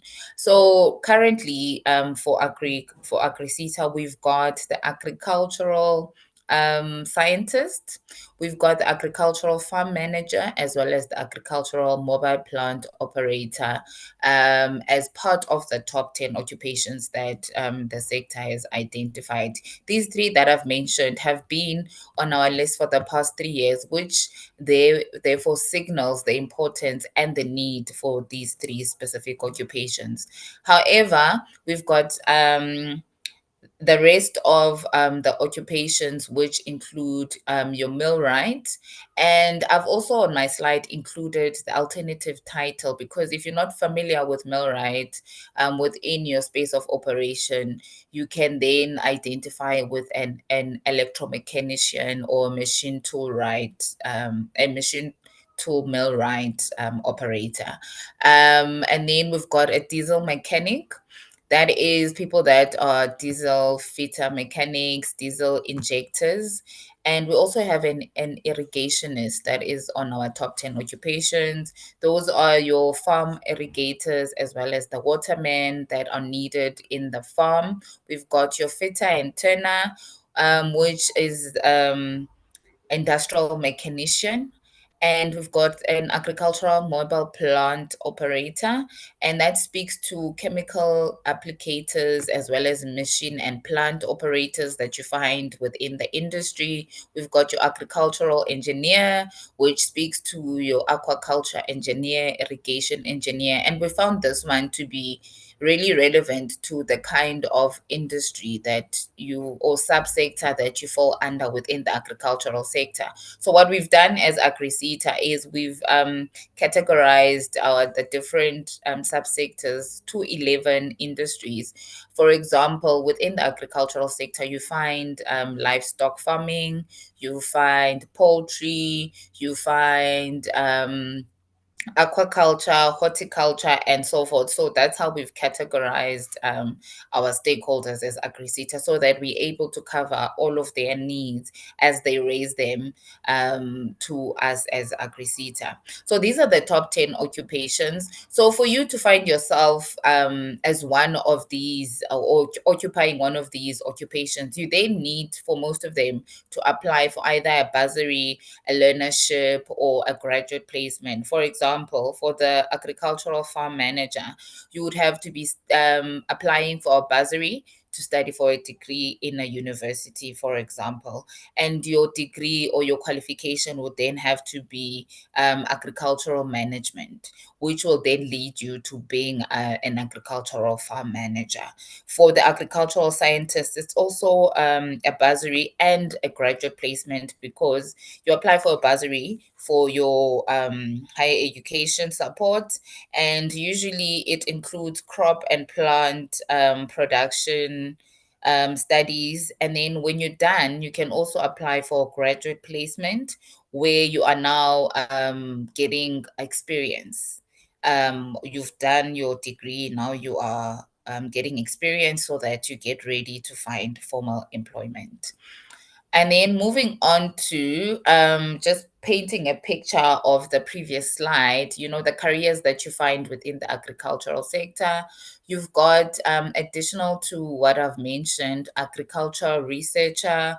You can be a fish farmer, you can be an agricultural technician, you can be an agronomist, you can be an irrigation engineer, you can be an agricultural extension officer. So most of these occupations are actually undergoing a lot of changes due to the various influences which are caused by the changes that are happening in the sector. So now, leading to you getting to the occupations that I've mentioned in the previous slides, the career path that you need to follow from your school career, it would include you choosing subjects that include maths lit, physical science, economics, agricultural science for those institutions that offer those, life sciences, business management, and so forth. And then once you are at a higher education institution, those requirements as per their qualifications will also then paint you or point you towards the right direction. And some of the skills competencies that you require for jobs within the agricultural sector that are not really technical would include adaptability. So this one is very important for our sector because, as you know, the weather is a very important factor if you're a farmer. So climate change, the changes with soil based on the location or the different weather or the temperatures. So you need to be very adaptable so that you're able to then adjust and to adjust to those changes and to find ways to just manage them so that they don't affect your product as much. And then you need interpersonal skills, you need time management skills, especially when you are growing a product or a crop. You need to be tech savvy. There's a lot of new technological developments that are happening in the agricultural space that, have introduced drones, weather monitors, and so forth. You need marketing and sales skills, especially if you're growing a product, you're a small business, and you just need exposure and you're still growing. You need commercial awareness. And then some of the potential employers, if you're not looking to be a business owner yourself or self-employed, you can look at universities and colleges that can employ you as an agricultural researcher, government and private research institutions as well. So within agriculture, you can work in the field, you can work in corporate, you can also work in a lab. So when you are looking at animal food producers, you can work for the Department of Agriculture, commercial organizations such as manufacturers of agricultural remedies and industrial companies, organizations such as CSIR, sandparks, subs, control boards, laboratories, and other offices, as well as in the field, as I've mentioned, where working in farms, processing plants, amongst other products. There's various types of farms that we have within the sector. And then just lastly, currently as SETA, we've got our funding window open. This is how you then get access to what we are offering or the learning programs. So on our website, when you land there, you'll find this page. And on this page, it will give you a bit of information as to who are we supporting. If you go to read more, it will take you to the application form. And on that application form, you'll definitely find the relevant contact details for each learning program that we currently have applications open for. And on that page, you're going to find the name of the official that is project managing it. You're going to find her email or his email address. You're going to find their phone number. And so our funding window is actually not closing on the 15th of September. We've extended the closing date to the 30th of September.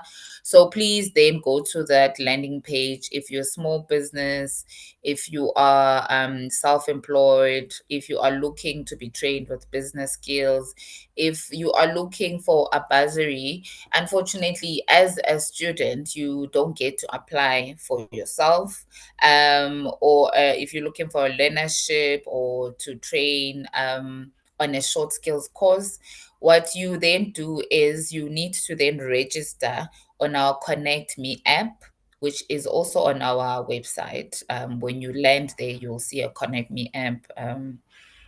It will look like this little icon here on the corner.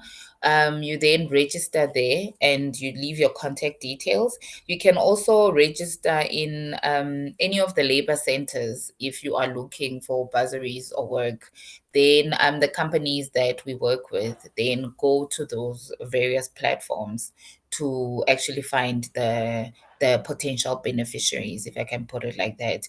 You can also then just also go on Google and search for learnerships in agriculture. The various companies that have been awarded will then pop up, and you can then apply through their platforms.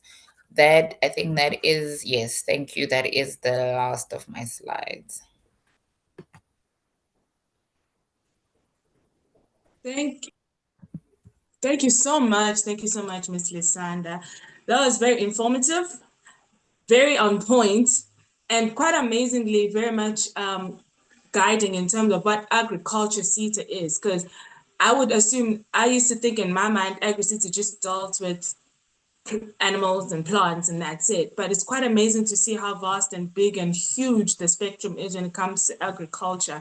And so again, it brings us to understanding that as young people, we have actually studied other qualifications that are not really beneficial for us, but we can literally pivot towards what we need to align ourselves with to be more productive. So this is very interesting. Thank you so much. I hope to all the delegates and to those who are listening, the different types of platforms, even here on Zoom, guys, please send through your questions or clarity so that you can be engaged and be informative as to what's next. Without further ado, I'd like us to move forward with the SETAs, these bodies that are really trying to open up platforms for us as young people who are unemployed graduates. And the next on our panel who is about to give us more information on how to transform and transform our lives is none other than Mr. Craig Sauls, who is actually from IDC, meaning Industrial Development Corporation. And his topic is how IDC plays a role in addressing the skills gap. And he is in charge, he is the program manager from IDC. So let us welcome Mr. Craig Sauls as he teaches us and shows us actually how to address the skills gap that we are having. Thank you so much. Good morning, everyone. I hope I'm audible. Yes, you are, Mr. Son. Wonderful, thank you. I'll turn on my video for a few seconds just so everyone can see who I am. Before I start my slide, so it is Craig Sauls from the IDC. I am from the operational side of the IDC. I do note that a lot of the discussion and presentations today have been quite heavily, swayed towards the training sector. I am from the operational side of the corporation, so not directly involved in the training sector, but I've put together a slide just to highlight how the IDC seeks to address youth unemployment and skills development. I'm just sharing my slides with you.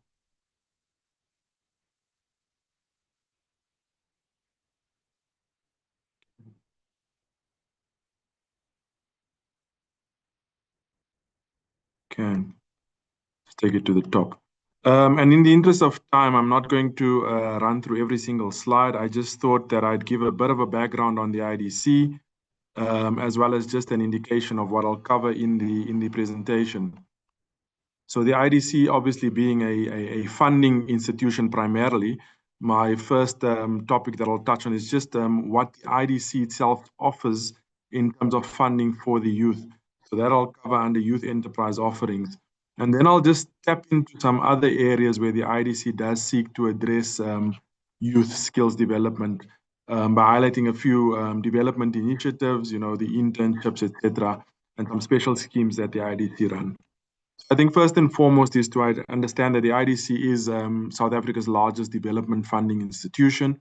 And really what we do is we're trying to, fuel the country's economic growth by funding viable businesses, to build the industrial capacity in the country. I'm not going to go through every single sector that we do fund, but we do have priority sectors that we do focus on, such as automotive, mining, services sector, including tourism. And these are just some of the pathways that we use to address the mandate of the IDC. So I'm going to run through to the order of the day, which is really the offerings for the youth at the IDC. So being a funding institution, so generally what we do is we fund businesses, viable businesses across the spectrum, focusing on those sectors as I've mentioned. But we do have specific programs that address the needs of the youth. One such program is, well, at least we have two, and these are direct initiatives from the IDC to address the youth. One is the Grow Your Youth Scheme, and that is the program that actually funds the businesses that youth would bring to the IDC for consideration. And the other one is called the Youth Pipeline Development Program, and this one seeks to address the softer skills around these applications that come through to the IDC for business. And we do that for the youth, both on a pre-investment basis as well as post-investment basis. So what this means is somebody that might want to apply to the IDC, a youth that might want to apply to the IDC, and for all intents has a very good idea. It has something that the IDC would like to play in, but for some reason doesn't have a bankable business plan or lacks certain things within the business plan that would render the business plan bankable. What the IDC would do then through the Youth Pipeline Development Program is to seek to give them assistance to then develop this plan to a bankable business plan. So just as an indication, so the Grow Your Youth Scheme is open to youth entrepreneurs, that run businesses with the aim of job creation, and thereby expanding the South African production capacity, as I've said. This fund size is 950 million, and we do fund in various instruments, being quasi-equity, and loans. The IDC generally has a minimum loan funding criteria of 1 million, and this goes for this particular scheme up to 50 million per transaction. Now, this would differ sometimes from what we would offer the normal businesses is you may find that for this particular scheme, because it is addressed at the youth, there may be concessionary rates. So instead of pricing something at, let's say, prime plus 1 or 2, you may find that these schemes offer you prime and prime less for the facilities that you are actually seeking to apply for. So this fund particularly does look at both existing and startup businesses. And what we do require is that, of course, you are below the age of 36. So up to the age of 35, you would qualify for this. And your business ownership, so this is the shareholding in the business, has to be above 25% for you to qualify for these. And of course, the rest is general business principles where you need to demonstrate economic viability, acceptable profitability levels, as well as then debt servicing ratios that need to be met. We also then require that you're at certain BE levels. And of course, even if you are not at this level, there is scope for us to assist in ensuring that there's a plan at least for you to get to these levels as we move through the funding phases. So that is a direct intervention to the youth for the IDC's funding instruments. And like I said, should the IDC be keen on the application that you've sent through, and for some or other reason your application does not stack up, there is the program called the Youth Pipeline Development Program that will assist you then to get your application ready for the IDC to consider that.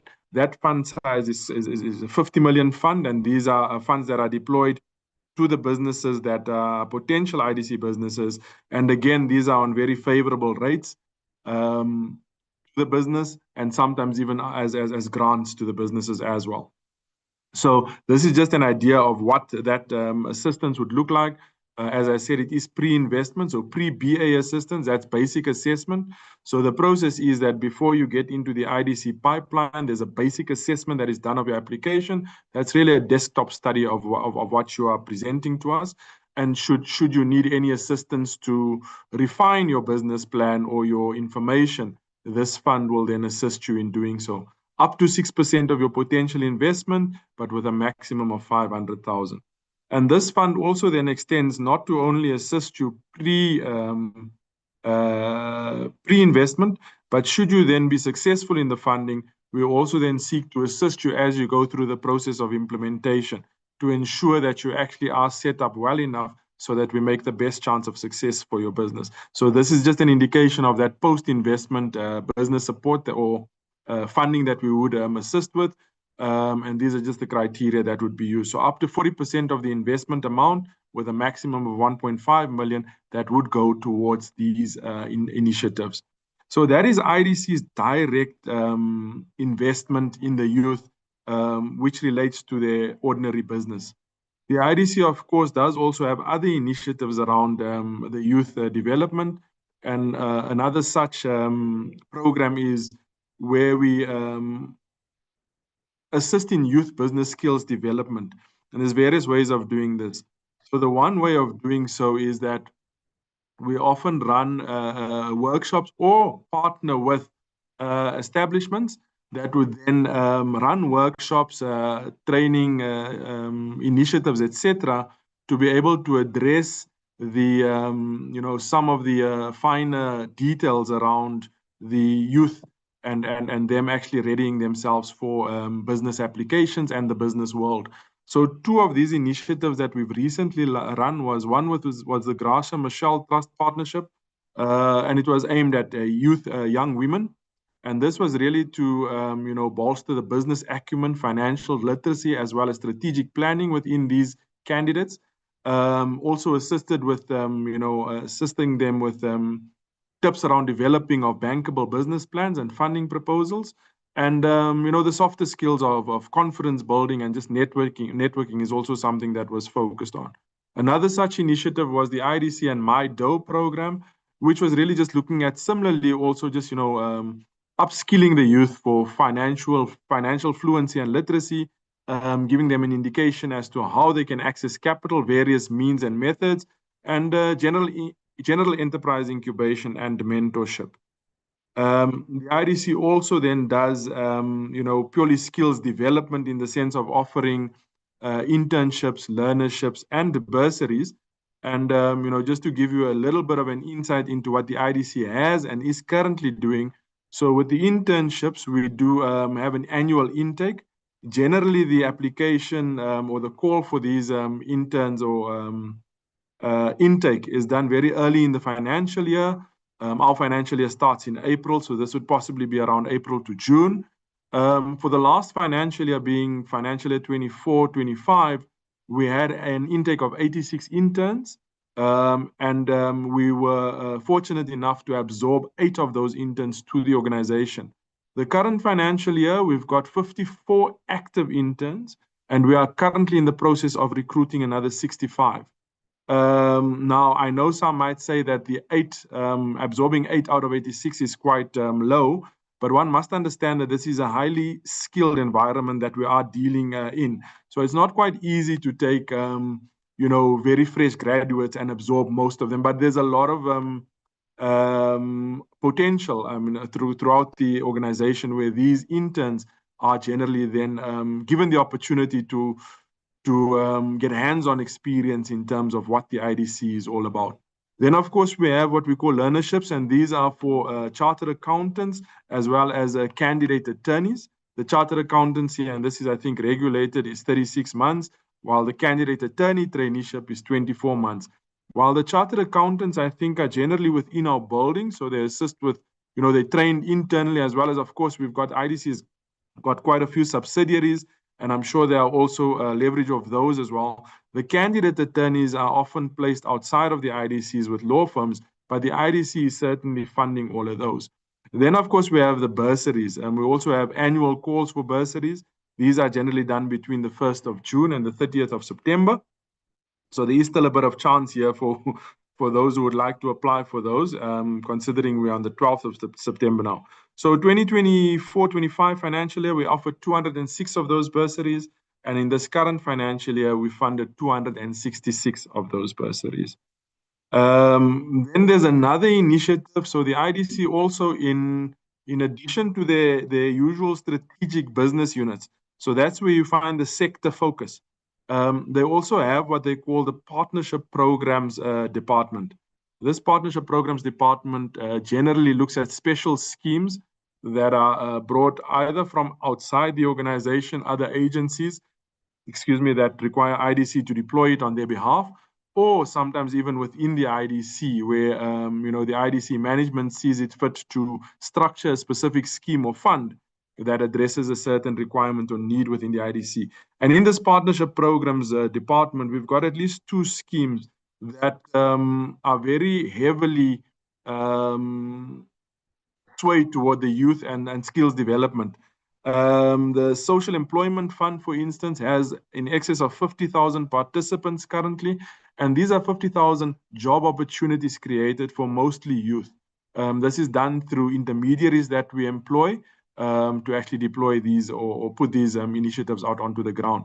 We also have another one called the Basic Education Employment Initiative, and this one seeks to put over 200,000 education assistants, placing them at in excess of 23,000 public schools. And again, this is mainly youth that we are placing over there. And these are people that are actually earning a living wage for these services that they have been deployed for. And that, I think, very shortly is what I'd like to offer to this program. Thank you for the opportunity.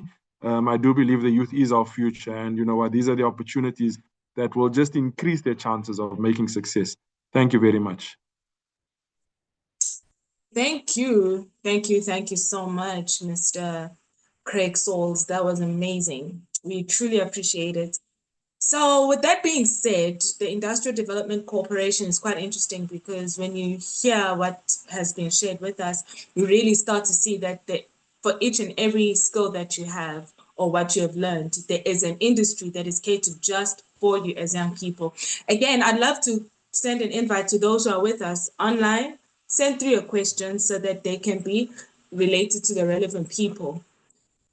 Of course, then now that we've come, of course, without, when you're invited to a space and you need to be formally and beautifully welcomed, I'd like to bring on our platform now our proudly South African, one of our executive members, that she's going to be sharing something amazing with us that we would like to know and learn about as young people who are on this platform, remembering our theme that they are skilling us for the work along with the SETAs. It is Miss Janine, and Miss Janine is going to be talking to us regarding what Proudly South African has been doing, and I assume with more information regarding that. So, Miss Janine, welcome on board, and please take it away. Thank you so much. Lovely to be with you today to represent Proudly South African.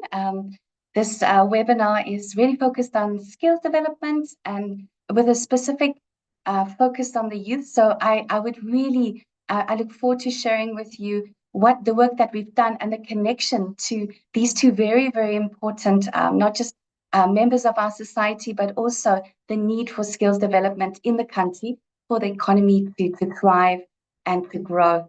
I'd like to share with you my presentation.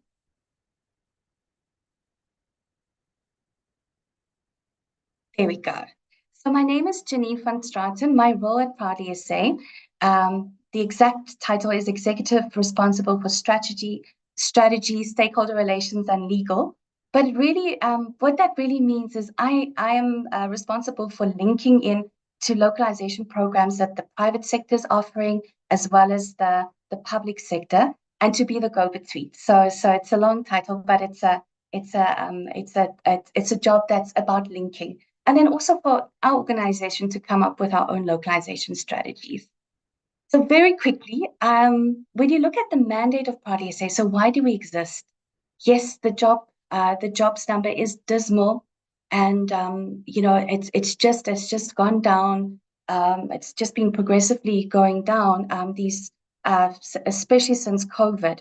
So we really are the organization put in place to drive any procuring entity, whether in the public sector, the private sector, or the consumer, to always source local when they have that decision to make. So that is really what the key work that we are all about. So it's about lobbying, it's about introductions, networking, yes, providing platforms, all to make the procurement decisions that favor local vetted manufacturers and local vetted service providers the opportunity then to present to the buyers. So that really is, in essence, what our mandate is all about.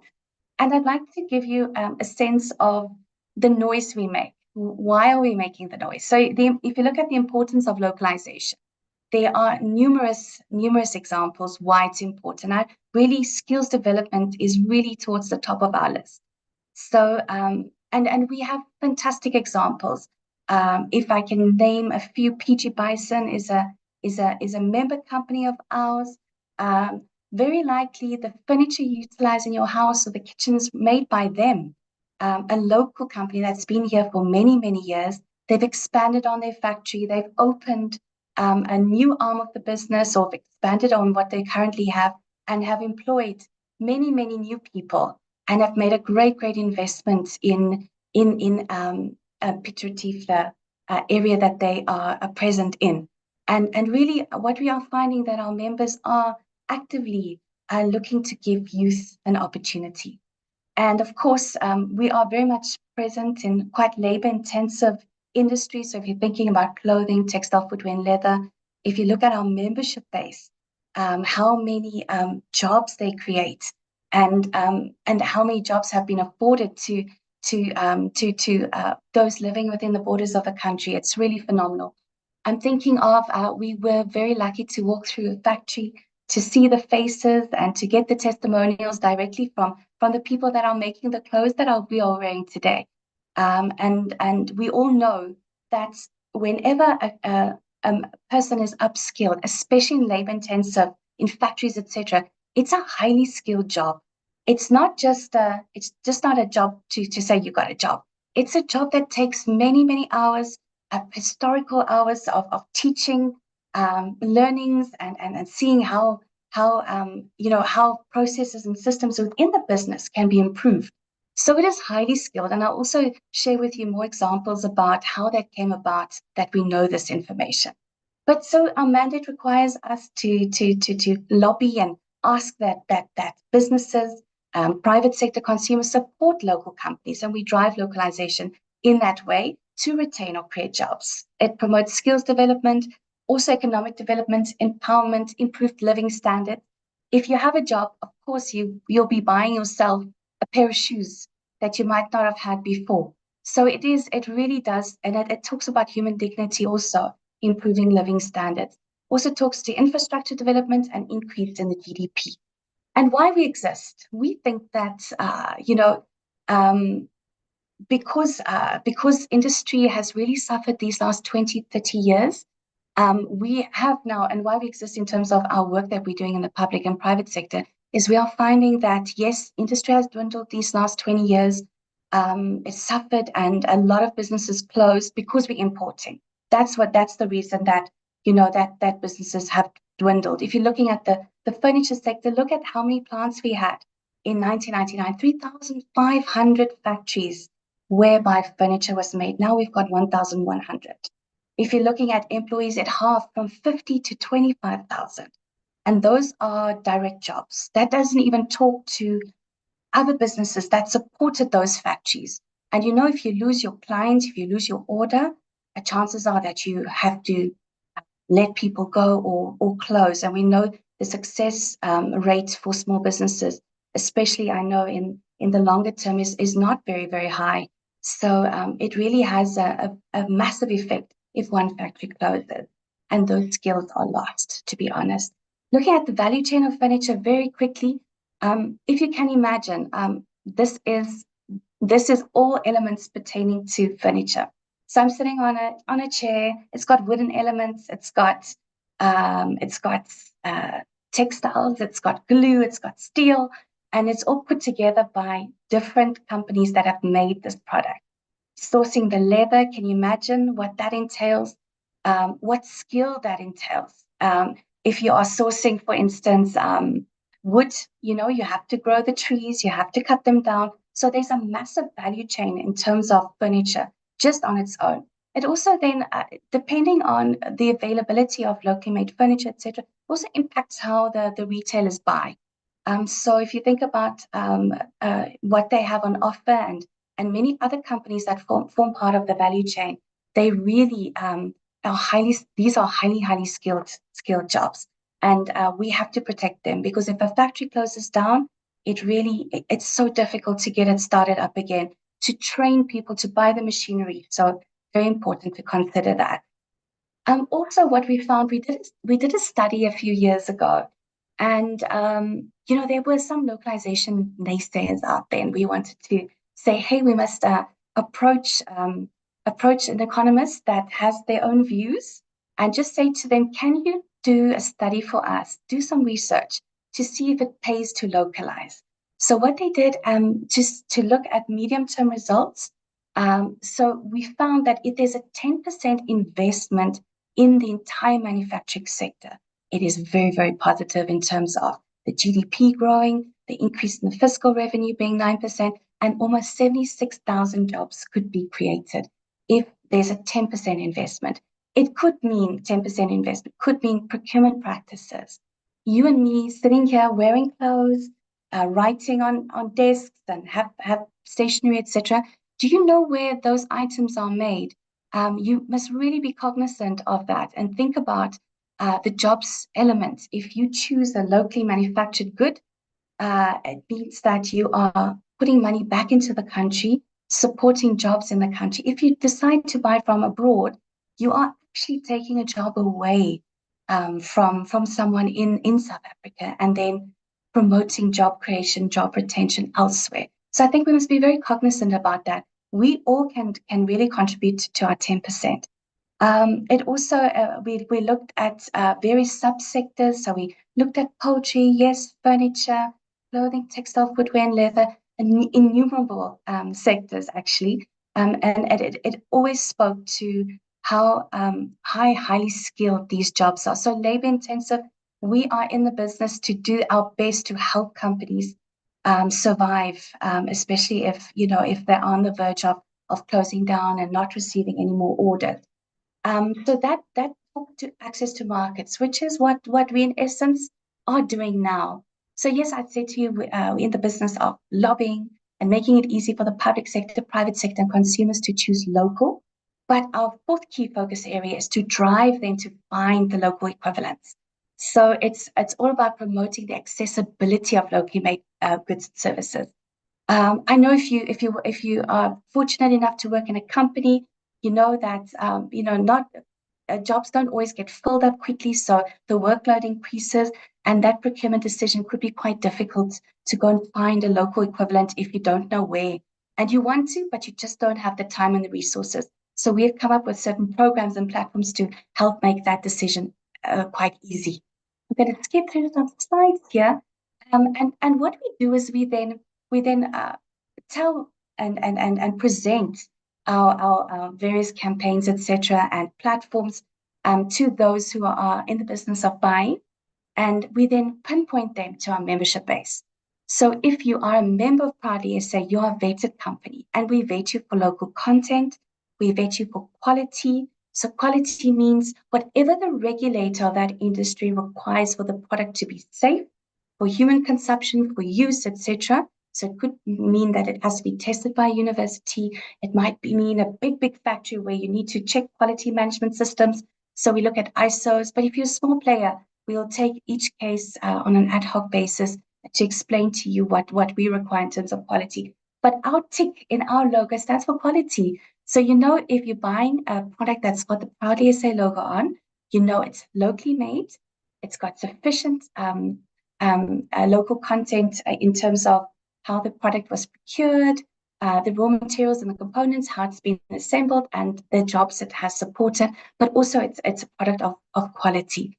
Then we also check for fair labor practice, which is very, very important.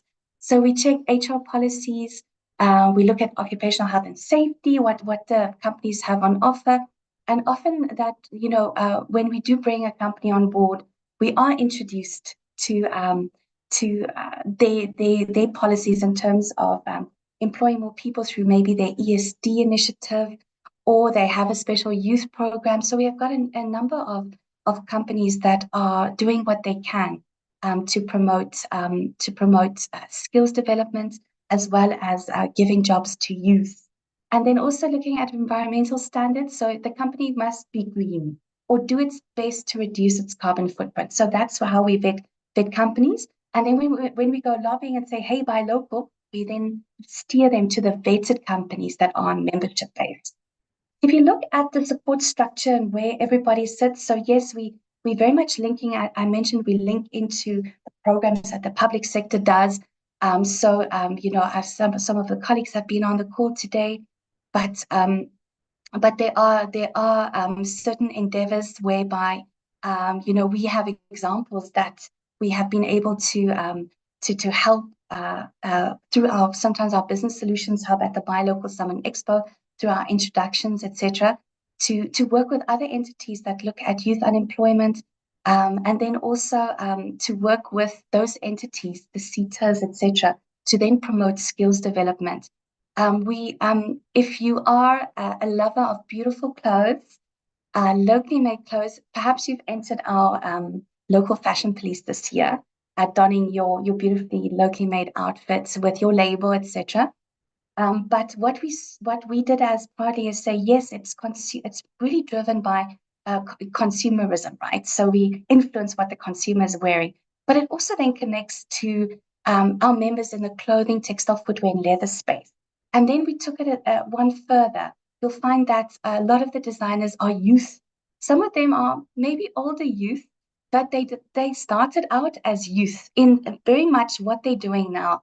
They grew and grew. I'm thinking of Tepo, the jean maker, for instance. You know, we all know and love those jeans.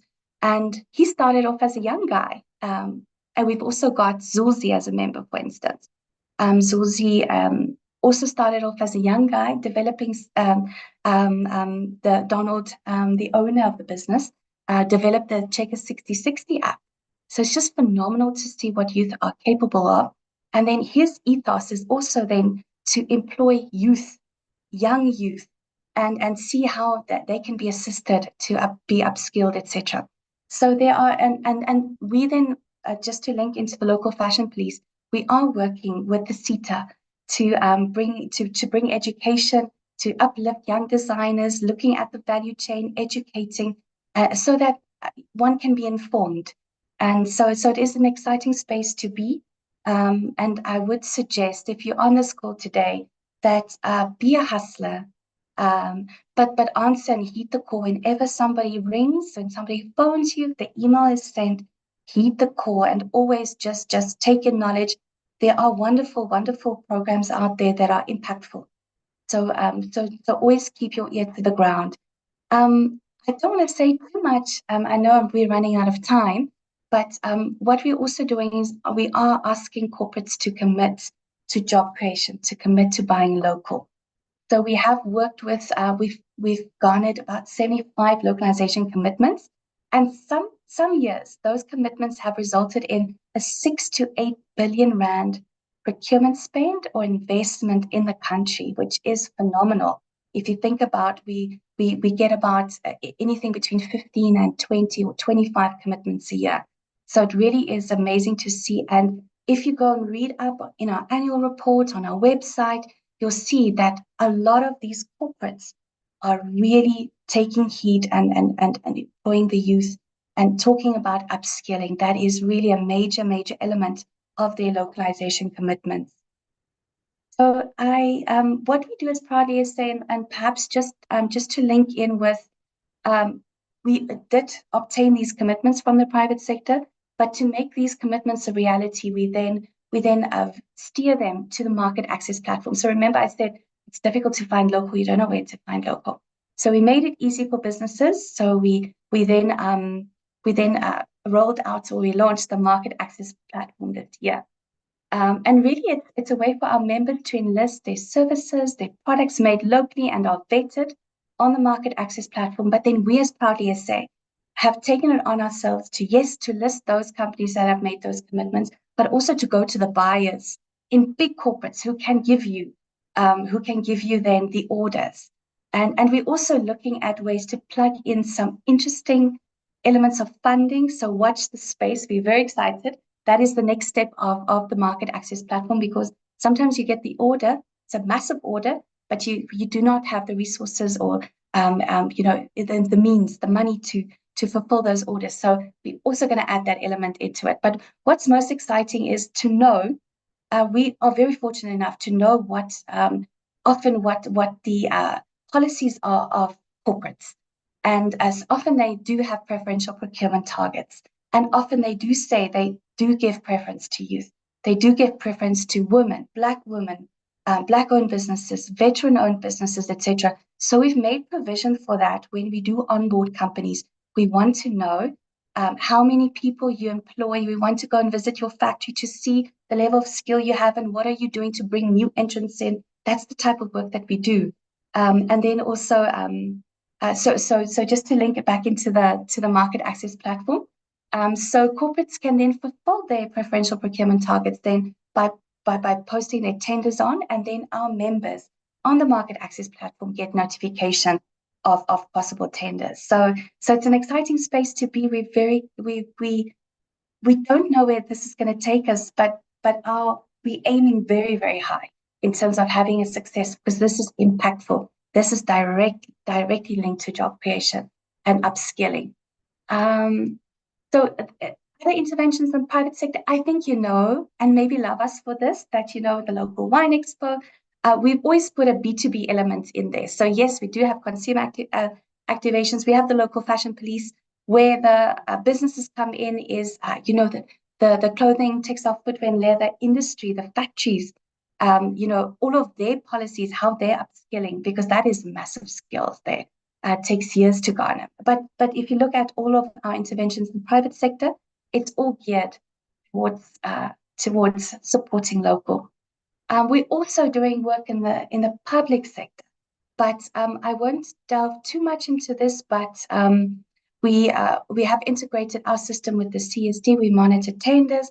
We also the next phase of our what we do is if you want to do business with government, you're not yet on the CSD, that integration is now live, like I said, but the next phase of the project is that you'll be able to say you are a local manufacturer if you're a member of Proudly SA. So anybody buying for government, where it stipulates local content provision, they have to buy from the local manufacturer, our member company. So we're quite excited about that initiative.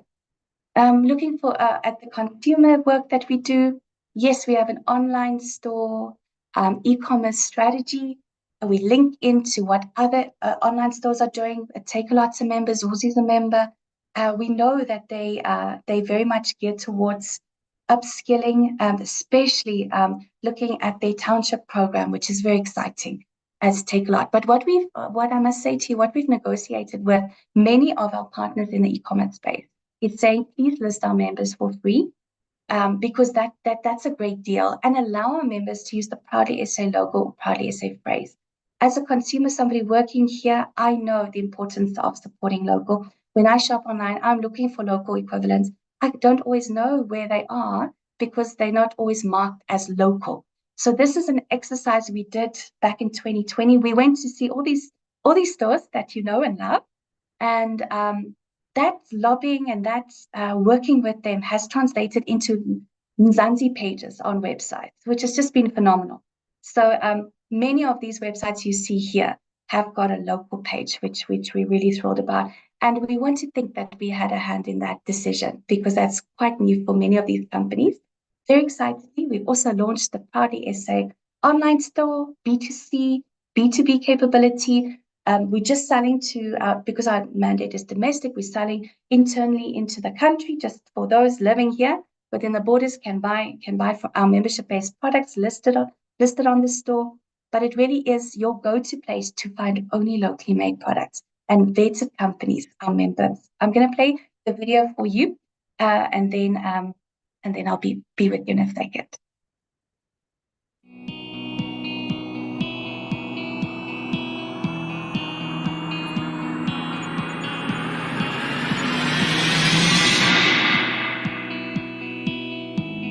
Welcome to a journey of local excellence. At our proudly South African online store, you'll find the finest locally made products crafted with passion and skill. Every product tells a story. From handmade crafts to innovative designs, each item embodies the spirit of local producers whose products have been vetted for local content and quality by Proudly South African. Experience hassle-free shopping with our user-friendly interface. Choose from various payment methods and delivery options tailored to your convenience. Join us in celebrating South African-made products and growing their market share. Want to showcase and sell your own creations? Contact Proudly SA today. Explore, shop, celebrate Proudly South African products. Buy local to create jobs. Showcasing local excellence, your gateway to South Africa's finest products. Chris, I implore you to go and support and buy from highly skilled member companies who have made beautifully locally made products. Before I go, the Shop Proudly SA store, yes, I mentioned that the mandate is very much domestic, but we are finding ways to work with the DTIC, the Department of Small Business Development, and Brand SA and other partners that will help our members export through our store. So we're exciting. That is something coming next year, but it's a lot of compliance, it's a lot of due diligence. So wish us luck, but I think it could be a game changer for us and our members. I would like to share our ad for you. I think when COVID struck, we were all dumbstruck because we couldn't import, we couldn't export. We really had to rely on local companies to keep us alive. And they did. And we thrived. I think we thrived. And the businesses also, it allowed businesses to stay open. But we did bring out an ad with Dr. John Carney as our president and saying it's game time. So the soccer analogy is very much alive here at Proudly SA. So it's game time. Stop, think what you're doing. And then, we had a chance now to recover from COVID. So now we're saying it's halftime. So this is our halftime ad. And you'll see why we say halftime, because you're thinking about the next half, right? It's what's happening next. It's like, it's your chance. It's one more chance. And what are we doing for the legacy? What legacy are we leaving behind for the next generation? There's a voice that is calling, loudly calling, day by day, the voice of the future. When I started my business, all I wanted was to create jobs and a legacy for the next generation, because I see opportunity when others see impossibility. It all started with a thought and then a seed in the garden, which grew into my very own farm that feeds the whole nation daily. Cotton, silk, and a little bit of treasure, I create masterpieces that give South Africans an identity, comfort, and confidence, because when you look good, you feel good. From the factory workers to the warehouse and then over the seas, I want to show the world what Proudly South African looks like. It all started with just some ink on paper and inspiration to bring people together. With my furniture, I now help create spaces that are beautiful, comfortable, and authentic to human light and connection. I've always been driven by curiosity. It fueled my dreams to create automobiles that accelerate our nation into greater possibilities and the beauty of the unknown. I was born into a rainbow nation. My life has been full of colors and mixed flavors. And when I started my bakery, I wanted to share that joy with the world and with South Africans in particular. All I ever dreamt of was to be a bird and fly high. And now I have the wings to help others fulfill their dreams of flying high too. But it can only be a dream until you make it a reality. All they need is your faith, your trust, your loyalty, your appreciation. And most importantly, your support. Because supporting local businesses helps create jobs and secures our future. South Africa, their future is in your hands. So what are you going to do about it? Be proudly South African. Buy local to create jobs. So that's our call to action as Proudly SA. I'm sure you've seen the ad. I hope I've connected the dots for you in terms of our mandate and where we interventions that we do for our membership base, for them to thrive, etc. If you are on the call today or on the webinar rather, and you would like to join as a member, here's our membership fee structure. So if you are a business that's quite new or turning over 5 million Rand or less, your membership fee is only 500 Rand per annum. That's it. So really want you to join, and then you'll be able to, yes, perhaps get a stand at a wonderful festival or expo or a marketplace, or be on the market access platform on the Shop Proud SA platform. The opportunities are endless. I'd like to say thank you so much for your time today. And I'll also I'll look out for the questions. Thank you. Oh my gosh. Oh my gosh. I am so blown away, especially when the last video was playing. I'm flabbergasted, and thank you so much, Proudly South Africa. Like you've really brought it to a colorful end. Thank you so much, Miss Janine, for that, and I truly appreciate it. When it comes to now that we've actually come to the end of our program, and I'm seeing that we're not really having questions and answers, but my main question or my main comment before I come to a close, and to thank all the panelists that were with us and those who actually joined us, whether live here or on our other social platforms, would be that we want to give a special thank you to the SETAs that partner with you as Proudly SA. I myself am going to be partnering with Proudly SA as an unemployed graduate, but who has started a business and has started something that is amazing within her own city, and that has now literally averaged more than 50 to 90 youths to be financially stable within the cities that they are living in. I am so excited to do this. And I would love to give a special thanks to the following companies or bodies that really partnered with Proudly SA. That would be to Productivity SA. Thank you so much for joining us and for sharing your piece that you have for us as young people. We would like to say thank you so much to the MICT SETA for actually sharing with us their learning programs and projects. We would also like to say thank you so much to the Food Bev SETA for sharing their food programs, for sharing their youth programs with us.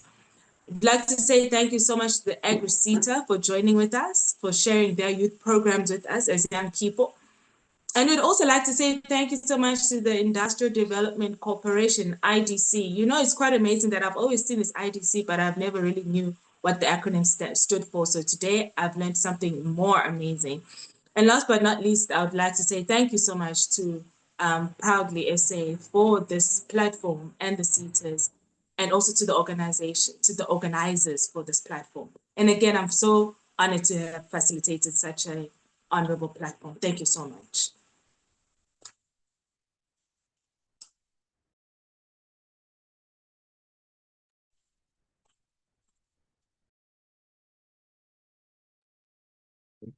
Thank you. Bye.